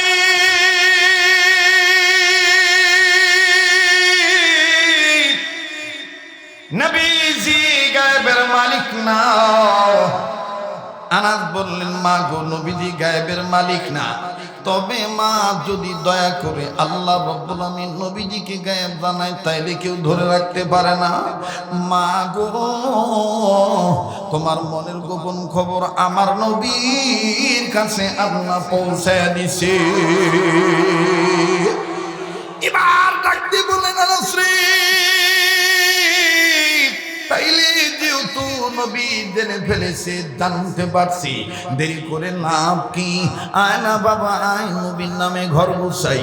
আমার বন্ধুগণ, অনেক যুবক বন্ধু বসে আছে, হুজুরের কণ্ঠ থেকে শ্রুতি মধুর কণ্ঠিত আযান শুনব, মদিনার আওয়াজটাও আমরা শুনব। কথা বলেন ঠিক না বেঠিক? আর বাবাজির সবাই আসলেন, অবশ্যই বলবো, এদিক সেদিক নজর দিবেন না। সাহাবী আনাসের মা ডাক দিয়ে বললেন, আনাস রে আয় না বাবা, জলদি করে ঘর দুয়ার গুছাই। ও বন্ধু, এইবার সাহাবী আনাস মায়ের সাথে তখন ঘর গুছাইতেছিলেন।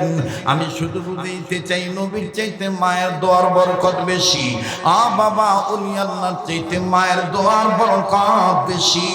আরে বাবাজি, ঘর দুয়ার যখন গোছানো শেষ হয়ে গেল, আনাসের মা ডাক দিয়ে কয়, ভূতানাস আজকে রাত্রে আমার নবী আসবে।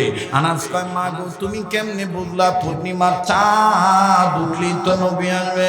আনাসের মা ডাক দিয়ে কয়, বাবা রে আমি মাস গণনা করে রেখেছি, আজকে হলো মাসের 13 তারিখ অথবা 14 তারিখ, আজকে রাত্রে পূর্ণিমার চাঁদ উঠবি। আঙ্গুর নবী আজকে আমাদের বাড়িতে আইব, আমি পরীক্ষা করে দেখব কোনটা বেশি সুন্দর, নবীর চেহারা বেশি সুন্দর না পূর্ণিমার চাঁদ বেশি সুন্দর? আনাস বললেন, মা ঠিক আছে, মাসের হিসাব যদি ঠিক থাকে তাইলে কোনো ঝামেলা নাই। এবার বাজান রে, যখন আল্লাহ নবী রওনা দিলেন পূর্ণিমা চাঁদ ওঠার পরে, আনাস দেখতে বললেন মাগো নবীজি রওনা দিয়েছে। আনাসের মা ডাক দিয়ে কয় বাবা আমি তো দেখতে পাই না নবী কেমনে আইতেছে। বাবা তুই কেমনে বুঝলি নবীজি রওনা দিয়েছে? আনাস কান্দার কয় মা গো, নবীর সাথে থাকতে থাকতে নবীর গায়ের সুঘ্রাণ আল্লাহ রাব্বুল আমিন আমার নাকে ঢুকায় দিয়েছে। ওই মা আমার নবীজি যখন রওনা দিছে, নবীজির গায়ের সুঘ্রাণ আল্লাহ রাব্বুল আমিন পিছন দিকে বাতাসের দ্বারা আমার নাকে পৌঁছায় দিছে। মাগো নবীজি আসতেছে। আনাস বললেন, আনাসের মা বললেন বাবারে নবী যখন আসবে তখন তুই আমারে ভালো করে একটু দেখাবি, আমি নবীর চেহারা দেখবো, পূর্ণিমার চাঁদ দেখবো। এবার আনাস বললেন ঠিক আছে আমি তাই করবো মা।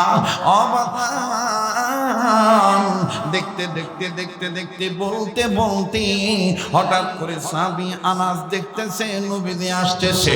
এবার আনাস ডাক দিয়ে মা গো, ওই তো রাহমাতুল লিল আলামিন এতিম নবী যারে না বানাইলে আল্লাহ কিছু বানাইতো না, যার প্রেমের কারণে আল্লাহ আমাদের বানাইছে।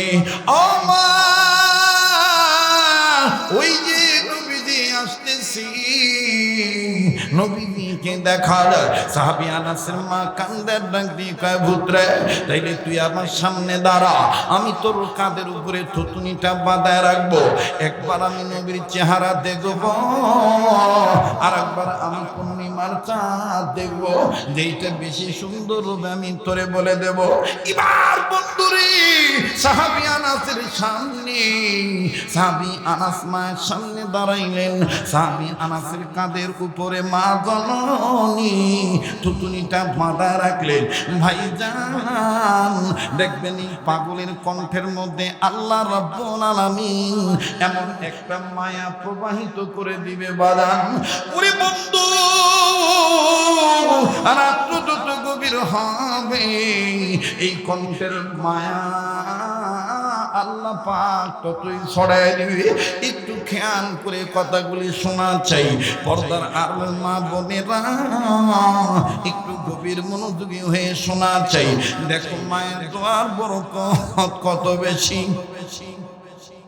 এবার সাহাবী আনাস রাদিয়াল্লাহু তাআলা মা জননীর কাঁধের উপরে, নিজের কাঁধের উপরে মা জননী থুতুনিটা যখন মা বাঁধাইলেন, আনাসের গর্দান আর আনাস রাদিয়াল্লাহু তাআলা নূর গর্দান মুবারক, এমন গর্দান এমনকি মাথাটা আনাসের মা সুন্দর করে জড়ায় ধরলেন। একবার নবীজির চেহারা দেখে আর একবার পূর্ণিমার চাঁদ দেখে আনাস রাদিয়াল্লাহু তাআলা অনুধাবন করতে পারলেন তার মা কাঁদতেছেন, কেমন জানি ফিনকে উঠতেছে। অবাবান আনাসের বুকের মধ্যে কেমন জানি মায়ের চোখের পানি টপটপায় পড়তেছে, বুক ভিজে যায়। আনাস বুঝতে পারলেন মা কান্দে। আনাস দেখতে বললেন মা গো তুমি কেন কান্দো? আনাসের মা ডাক দিয়ে কয় আনাস রে, এই চেহারাটা দেখার পর এত শান্তি, এত শান্তি আর এত শান্তি। আনাস বলে মা গো তুমি এতটুকু বলো কোনটা বেশি সুন্দর রে বাবা? হযরত আনাস কান্দে। আনাসের মা কান্দা ডাক দিয়ে বলে বাবা আনাস, ওয়াল্লাহি রাব্বিল কাবা ওয়াল্লাহিল আযীম, আমি পূর্ণিমার চাঁদ আর নবীর চেহারা দেখে আমি বুঝতে পারলাম বিচারা আমার ধরা পড়ল। পূর্ণিমার চাঁদের গায়ে কলঙ্ক আছে, কিন্তু আমার নবী মুহাম্মদের চেহারায় কোনো কলঙ্ক নাই। ওরে আশিক বিনে কে বুঝিবে আমার দয়াল নবীর শান। কন্যা আশিক বিনে কে বুঝিবে আমার দয়াল নবীর, জবানটা খুলে বলেন না, আশিক বিনে কে বুঝিবে আমার দয়াল নবীর রহমাতুল লিল আলামিন নবী কুরআনে প্রমাণ উম্মত বিনে কে বুঝিবে আমার দয়াল নবীর। সবাই জবান খুলে বলেন, আশেক বিনে কে বুঝিবে আমার দয়াল নবীর। নবী আমার মদিনারি বুলবুল,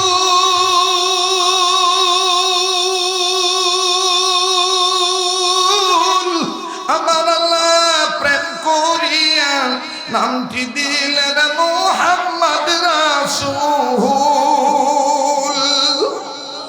মায়া লাগায় বলেন না, আমার আল্লাহ প্রেম করিয়া নামটি দিলেন মুহাম্মদ রাসূল। বলেন না, আমার আল্লাহ প্রেম করিয়া নামটি দিলেন মুহাম্মদ। সবাই নবীর আশিক দ্বারা বলেন না, আমার আল্লাহ প্রেম করিয়া নামটি দিলেন মুহাম্মদ। ওই নবীকে ভুল বুঝিলে, ওই নবীজির সুন্নাত না মানিলে, ওই নবীকে ভালো না বাসিলে থাকবে না ঈমান। উম্মত বিনে কে বুঝিবে আমার দয়াল নবীর। বলেন, আশিক বিনে কে বুঝিবে আমার দয়াল নবীর। এবার সাহাবী আনাস বললেন, মা গো তোমার আর কান্দা লাগবে না, তোমার কথার দ্বারা বোঝা যায় আমার নবীর যারা পৃথিবীর সবচেয়ে সুন্দর বেশি। আনাসের মা কয়, বাবা দুই কারণের এক কারণ আমি বুঝিয়া পাইলাম। এবার আমি নবীজিকে তোর জন্য ধনী হওয়ার জন্য বলবো, বাজান কান্নাকাটির জন্য তৈরি হয়ে যাবে। দেখবেন আমার ভাইরা দুইদের মধ্যে নবীদের প্রেমের দোলা খেলবে, কানতে না চাইবো আমার বন্ধুগণ চোখের পানি বের হয়ে যাবে। আশিক রাসূলদের তারাই তো কাঁদবে, নবীর প্রেমে তো তারাই কান্নাকাটি করবে। বাজানো এইবার নবীজি যখন আনাসের ঘরে আসলেন, আনাস নবীর সামনে দস্তরখানা ইত্যাদি সবকিছু বিছিয়ে দিয়া নবীজিকে যখন খানা নবীজির সামনে পরিবেশন করা হলো, আল্লাহ নবী খানাটা হাতে নিয়া ডাক দিয়ে বললেন, আনাস অনুমতি দাও, তোমার মাকে অনুমতি দিতে বলো, আমি নবীজি খানায় বিসমিল্লাহ ধরবা। আনাসের মা ডাক দিয়ে বললেন, নবীজি গো আপনি তো খাবেনই, আমি তো আপনাকে খানা খাওয়ানোর জন্য দাওয়াত দিয়েছি, তবে নবীজি আমি মায়ের কলিজায় যে আমার ছেলের মায়ায় আগুন ধরে আছে, আপনি কি আগুনটা নিভাইবেন না? নবী বললেন, মা কিসের আগুন বলেন না দেখি। আনাসের মা কান্দার কয়, নবীজি আমি প্রায় দেখি আমার ছেলে আনাসের মুখ শুকনা দেখা যায়, তার পেটে অনেক সময় খিদার অভাবে, খাদ্যের অভাবে ক্ষুধার যন্ত্রণায় পেটে পাথর বান্দা দেখা যায়। ওগো নবীজি আপনি বলেন তো দেখি, কোন মা বাপ সন্তানের পেটে পাথর বান্দা দেখলে মার মনে কি শান্তি থাকে নাকি? ওগো নবীজি আমার আনাসকে আমি প্রায় ক্ষুধার্ত দেখি। নবীজি গো ইয়া রাসূলুল্লাহ ইয়া হাবিবাল্লাহ, আমার আনাসের পেটে পাথর বান্দা দিঘা আমার কলিজা জ্বলে। ও নবীজি আপনি আমার আনাসের জন্য দোয়া করবে, আল্লাহ যেন আমার আনাসকে ধনী বানায় দেয়। নবীজি আনাসের মার কথা শুনে খালি কান্দে। আনাস বলে, নবীজি আপনি কান্দেন কেন? নবী আমার কান্দতেছেন আর বলতেছেন, আনাস রে তোর কপাল কত ভালো, আজকে তোর মা বেঁচে আছে, তোর পেটে পাথর বান্দা দেখার কারণে তোর মার কলিজা জ্বলে। আনাস রে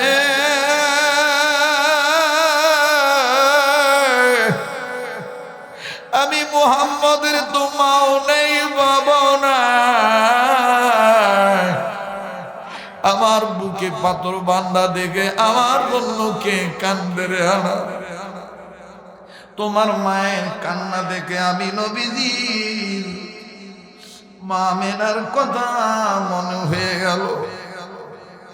যুবক ভাইরা দুনিয়া যেদের বড় দুঃখী, বড় অভাবী, আর কেউ নাই। আমার ভাইরে কার মা জানি অসুস্থ বিছানায় পড়ে রয়েছে, অনুরোধ করে বলবো এদিক সেদিক নজর দিবেন না। মনে রাখবেন, আজকে যদি আমি আপনি মা বাবার জন্য কান্দি, আগামীতে আমার আপনার ছেলে মেয়েও আমার আপনার জন্য কাঁদবে। আর যদি আমি আপনি মা বাবার জন্য দোয়া করে যাই, আগামীতে আমার আপনার ছেলে মেয়েও আমার আপনার জন্য দোয়া করে যাবে। আজকে দাঁত থাকতে দাঁতের মর্ম বোঝা যায় না, দাঁত পরিয়ে গেলেই বোঝা যায় দাঁতের কি মর্ম ছিল। আজ তোমার আমার মা বাপ বেঁচে আছে, তাই মা বাপকে মা বাপ বলে ডাকতে মনে চায় না। এই মা বাপ যেদিন মারা যাবে রে, ওই দিন বুঝবা কত বড় নিয়ামত হারাইলা। প্লিজ একটু দিলটা নরম করে দেন, আপন আপন গুনার কথা স্মরণ করে একটু কাঁদবেন। বাবা আমার মা, আমার মা, আমার বাবা, তোমার মা তোমার বাবা খুশি তো আল্লাহ খুশি। যুবক রে কোন মারি তুই গালি দাস, যুবক রে কোন বাবার সাথে তুই বিয়াদবি কর। এই মাজার দুনিয়ায় নাই রে, তার মতন বড় দুঃখের কেউ নেই। আমি প্রায় বয়ান, যে বয়ানটা প্রায় মাহফিল আমি করে থাকি, মোবাইলের মাধ্যমে তোমরা অনেকেই শুনে যাও। আজ আমি বাস্তব বলে দেই, আজ থেকে কয়েক বছর আগের ঘটনা। আরে বন্ধু, ঢাকা থেকে বরিশাল বিভাগে বয়ান করার জন্য যাব। তৎকালীন সময় পদ্মা সেতু ছিল না। আমার বন্ধুগণ, আমার ভাইরা ফেরিতে গাড়ি তুলে পদ্মা নদী পাড়ি দেওয়া লাগতো। মামা ঘাট হইতে কাঁঠাল বাড়ি ফেরি গেটে যাওয়া লাগতো। আরে বাবাজি প্লিজ, এও কারো দিকে তাকাইবেন না, কোনো দিকে মন দিবেন না। এই কথাটা একটু অন্তরের কান লাগাইয়া একটু শোনার চেষ্টা করবেন। বাবা মা যে তার দুনিয়ায় নাই, তার মতন বড় অভাবে কেউ নাই। মায়ের মতন দরদি বাপ হবে না। মায়ের অভাব কোনোদিন বাপ পূরণ করতে পারে না। এই মামা ঘাটে যাওয়ার পর ফেরির মধ্যে যখন গাড়ি তোলা হলো, আমার গাড়ি ওঠার পরে গাড়ি থেকে নামিয়া আমি ফেরিতে দাঁড়াই, অন্যান্য যানবাহন ওঠার দৃশ্য দেখতেছি, বড় ভালোই লাগতেছিল। কিন্তু হঠাৎ করে বাজারে নজরে ধরে পড়ল একটা অ্যাম্বুলেন্স ওঠে। এই অ্যাম্বুলেন্সের ডাইন বামে লেখা লাশবাহী গাড়ি। লাশ আছে না নাই জানা নাই। আমার বন্ধুগণ ভালো করে খেয়াল করে দেখতে পাইলাম, দুটি লুকিং গ্লাসের গোড়ার মধ্যে লাল কাপড় বান্দা। এরপরে বাজান রে আর একটা লাঠির উপরে লাল পতাকা বান্দা রাখছে। লাল কাপড় দেখার পরে বুঝতে বাকি রইল না যে লাশ আছে। আমার ভাইরা কিন্তু মহিলা মানুষের লাশ না পুরুষ মানুষের লাশ, এটা আমার জানা নাই। মৃত ব্যক্তির জন্য দোয়া করে আপন বাহন উঠে গেলাম। 1 ঘন্টা 1.5 ঘন্টা পুনি 2 ঘন্টা লাগবে। লম্বা সময় নদীর মধ্যে থাকতে হবে, ফেরিতে বসে থাকতে হবে।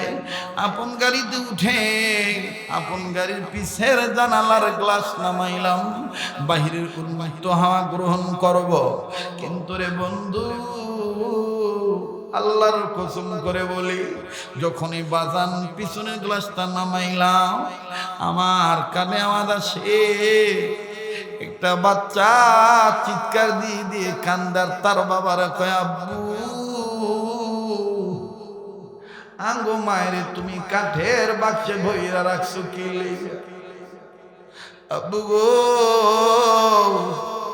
আমি আমার আম্মুর কাছে যাবো, আম্মু দুধু খামো।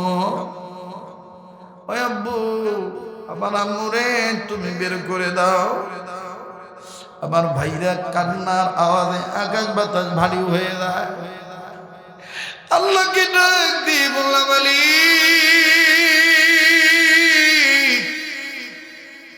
এই বাচ্চা বুঝে নেই যে তার মা জীবিত নেই। এই বাচ্চা এখনো তার মা দুধু খাওয়ার জন্য কান্দে। আমার ভাইরা নজরে ধরা পড়লো। বাচ্চাটার পরবর্তীতে খবর নিয়ে দেখছি বাচ্চাটার আপন চাচা, ছোট মানুষ, বাতিদার কান্দা থামানোর জন্য বারবার ফেরির দোকানে যায়, আপেল কমলা জুসের বোতল চিপসের প্যাকেট নিয়ে আসে, বাচ্চাটারে দেয়, বাচ্চা নিয়ে ফেলে দেয় আর ডাক দিয়ে এগুলো আমি খাবো না, আমি আমার মার কাছে যাবো। বন্ধুরে বসা ভেবেছি এই বাচ্চাটা একাই, কিন্তু না, ভালো করে তাকিয়ে দেখতে পাইলাম এই গাড়ির ভিতরে আরো দুইটা মেয়ে বাচ্চা কান্নাকাটি করে।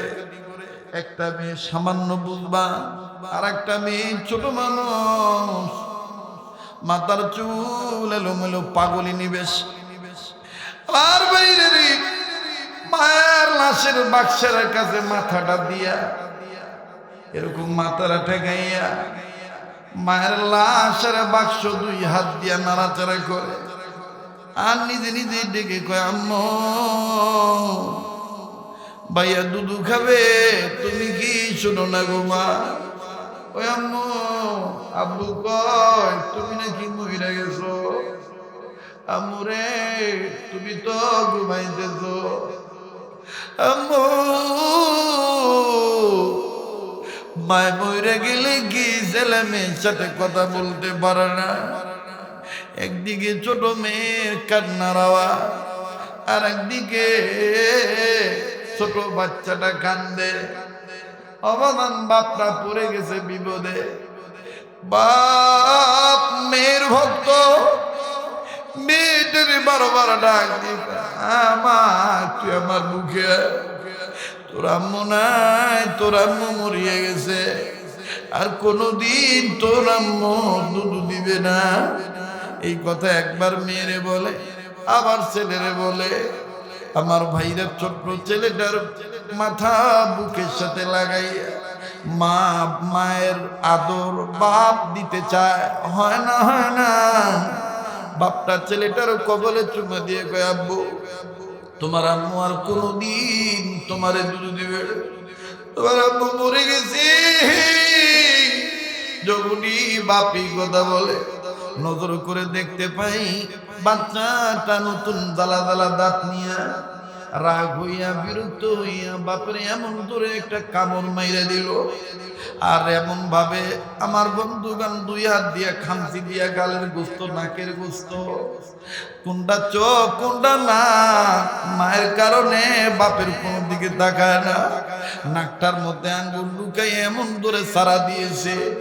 একদিকে দাঁতের কামড়ের যন্ত্রণা, আর একদিকে খামচি।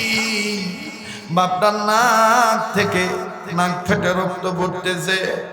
বাপটা বকেও না, রাগও হয় না, খালি কান্দে আর ডাক দি বলে, আল্লাহ আমারে তুমি কোন পরীক্ষায় ভালাই লাগো আল্লাহ রে।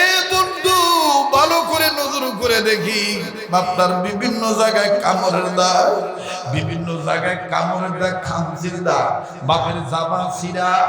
এ বন্ধু ঘরের কাছে কামড়ের দাগ, রক্ত জমা হয়ে কালো হয়ে গেছে। আস্তে করে সামনে দেয়া ডাক দিয়ে বললাম, ভাই আপনার ছেলে মেয়ে বুঝে নাই যে তাদের মা দুনিয়ায় নেই, আপনি বিরক্ত হয়েন না, এদের আচরণে আপনি রাগ করিয়েন না। লোকটাকে বলা মাত্রই লোকটা ছোট বাচ্চার মতন চিৎকার দিয়ে কান্দার গৌর। আর কত সহ্য করা যায়, নিজের বাম হাতের কাবু উঠাই না, ছেলেটারে ডান হাত দিয়ে ধরি ডাক দিয়ে হুজুর এই দেখেন আমার হাতে কামড়ায় কিছু রাখছে না, গতকালকে ওর মা মারা গেছে। যখন থেকে বলি তোদের আম্মু নাই, তখন থেকে একবার মেয়ে কামড় দে, একবার ছেলে কামড় দে। হুজুর গো কত সহ্য করা যায়। আপনাদের কাছে আমি দোয়া চাই, আল্লাহ যেন কোনদিন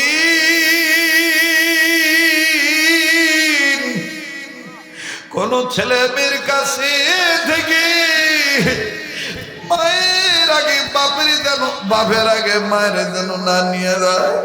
কেননা হুজুর মায়ের অভাব বাপ দ্বারা পূর্ণ হয় না। আবার বন্ধুরে দুনিয়ায় যাদের মা নাই তাদের মতন বড় দুঃখী আর কেউ নেই। ও বন্ধু কার মা জানি কবর দিকে কান্দে আর ডাক দিয়ে বলে পুত্রে মা বিলে গেলি আমা বলে গি একটু কাঁদলি না এই পানি ভিজা চোখ নিয়া একটা ওয়াদা নিতে চাই এই কাবা ধরা হাতের সাথে ওই মা বাবার জন্য দোয়া করে একের সাথে বিদায় নেব ইনশাআল্লাহ। কারা কারা তৈরি আছেন দোয়া হাত তুলে আল্লাহকে দেখান তো দেখি নারে তাকবীর। আর একটা ডাক দেন না মা বাবা দরদ হয়ে বলেন আল্লাহ দেন না দিলে থেনে মায়া লাগায় বলেন না আল্লাহ ভাই গো আবার বলেন না আল্লাহ। আর আল্লাহর শিখায় দাও দোয়াটা পড়েন না রব্বির হামহুমা কামা রব্বায়ানি। হাত নামা। আমার ভাইরা দোয়া না করে যে গেলে কপাল পুড়ে যাবে। কার দোয়া কখন কবুল হবে এটা আমার আল্লাহ পাক বলো জানে। ওই দিন পুরাপুরি বুঝে আসলো যার নাই সে জানে কি নাই। আমার ভাইরা হযরত আনাস রাদিয়াল্লাহু তাআলা নুকে নবীজি কান্দা ডাক দি বলে আনাস রে তোমার পেটে পাথর বান্দা দেখছে তোমার মা এজন্য তোমার মার কলিজা জ্বলে। আঙ্গো মা আমেনা যদি দেখতো আমি মুহাম্মদ দিনের দিন মাসের মা না গায়া পেটে পাথর বান্দি রে আনাস আমার মা আমেনা ওইভাবে কান্দো। আনাসের মা ডাক দিয়ে মনে কষ্ট পাইলে মাফ করে দিবে। আমি মা তো এই জন্য আপনার কাছে একটা দোয়া চাই আমার কলিজার আগুন নিভে যাবে। আপনি শুনেছি বিশ্বাস করি আপনার দোয়া আল্লাহ কবুল করবে। আপনি আমার ছেলে আনাসের জন্য একটু দোয়া করেন না। আঙ্গো আনাসের যেন আল্লাহ ধনী বানিয়ে দেয়। আনাস যদি ধনী হয়ে যায় আর আনাসের পেটে পাথর বানাতে হবে না। বাগান আমি বুঝাইতে চাইছিলাম ছেলে মেয়ের জন্য নবীর চাইতো মা বাবার দোয়ার বরকত বেশি। আর এটাকে বিশ্বাস করার নাম ইবাদত। আল্লাহু আকবার। আমার নবী কান্দার ডাক দিয়ে বলে আনাসের মা তোমার আনাসের জন্য আমি দোয়া করব কেন তুমি বেঁচে থাকতে। মা গো তুমি মা তোমার ছেলে আনাসের জন্য দোয়া করো। আমি নবী মুহাম্মদ তোমার দোয়ার সাথে আমিন আমিন বলবো। কারণ তুমি মা জানো না সন্তানের জন্য মায়ের দোয়ার বরকত নবীর চাইতে বেশি। এবার নবীজি যখন এই কথা বললেন আল্লাহর হাবিবের সাহাবীর মা আনাসের মা দুই হাত তুলে বললেন আল্লাহ আমার আনাসকে ধনী বানায় দাও। নবীজি পিছন থেকে বললেন আল্লাহুম্মা আমিন। আবার বললেন আল্লাহ আমার আনাসকে ধনী বানায় দাও। নবীজি বললেন আল্লাহুম্মা আমিন। আবার বললেন আল্লাহ আমার আনাসকে ধনী বানায় দাও। নবীজি এবার তৃতীয়বারও বললেন আল্লাহুম্মা আমিন। তিনবার যখন আল্লাহুম্মা আমিন বলা হয়ে গেল এবার আনাসের মা দোয়া শেষ করে দিলেন। কিতাবে লিখুক লিখে আনাসের মা ডাক দিয়ে বলে পৃথিবীর মুসলমানেরা মায়ের দোয়ার বরকত যে কত বেশি আর নবীর আমিন বলার বরকত যে কত বেশি। এক বছরের ভিতরে আমার আল্লাহ আমি মায়ের দোয়ার বরকত নবীর আমিন বলার বরকতে আল্লাহ রাব্বুল আমিন আমার আনাসের প্রত্যেকটা খাজুরের বাগানে অন্যান্য বছর খাজুর গাছের নিয়ম হলো বছরে একবার খাজুর দিবে বছরে একবার খাজুর ধরবে। কিন্তু শোনো শোনো আমি মায়ের দোয়ার বরকতে নবীদের আমিন বলার বরকতে আমার আনাসের বাগানে শত শত খাজুরের গাছে প্রত্যেকটা খাজুরের গাছে খাজুর ধরে দিল আমার আল্লাহ বছরে দুইবার। ওই বছরের খাজুর বিক্রি করে আমার আনাস ধনী হয়ে গেল। আল্লাহ পাক আনাসকে ধনী বানিয়ে দিলেন। বাবাজি মা বাবার খেদমত করলে মাকে শ্রদ্ধা সম্মান ভালোবাসলে বাবাকে ভালোবাসলে ইবাদত করা হবে। আর ইবাদত করবে যারা আল্লাহর সাহায্য পাবে তারা। এবার বুঝে থাকলে বলেন তো দেখি ইবাদত করবো কার? সাহায্য চাই কার? ইয়াকা নাবুদু ওয়া ইয়াকা পড়েন না ইয়াকা নাবুদু ওয়া ইয়াকা নাস্তাঈন লা ইলাহা জোরে লা ইলাহা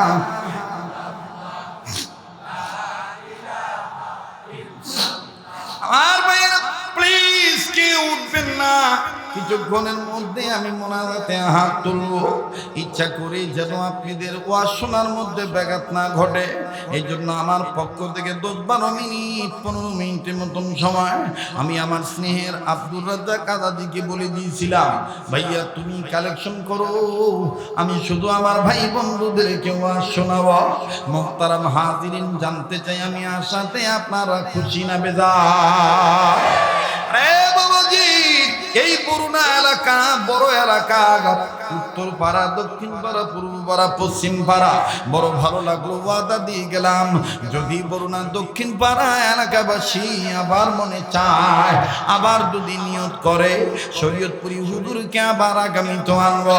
আল্লাহ যদি রিজিক রাখে, যদি বেঁচে থাকে, ইনশাআল্লাহ আমি আবারও আসবো। আপনারা খুশি না বেজার? আর মেয়েরা আমার বন্ধুরে, এই জন্য যে যেখানে আছেন এক্ষুনি দোয়া হয়ে যাবে। প্লিজ কেউ কারো দিকে নজর দিবেন না, একটু জিকির করে কলবের ময়লাটা সাফ করে নেন। আওয়াজ হবে লা ইলাহা ইল্লাল্লাহর আওয়াজ, একসাথে জবান খুলে লা ইলাহা, জোরে লা ইলাহা, আরো জোরে লা ইলাহা। সবাই বলেন না লা ইলাহা,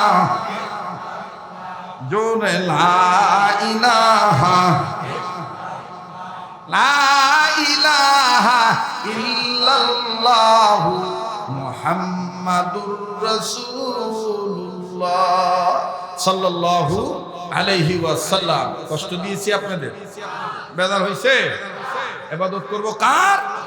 সাহায্য চাইব কার? অনেক যুবকদের আবদার, হুজুর একটু আযান শুনেন।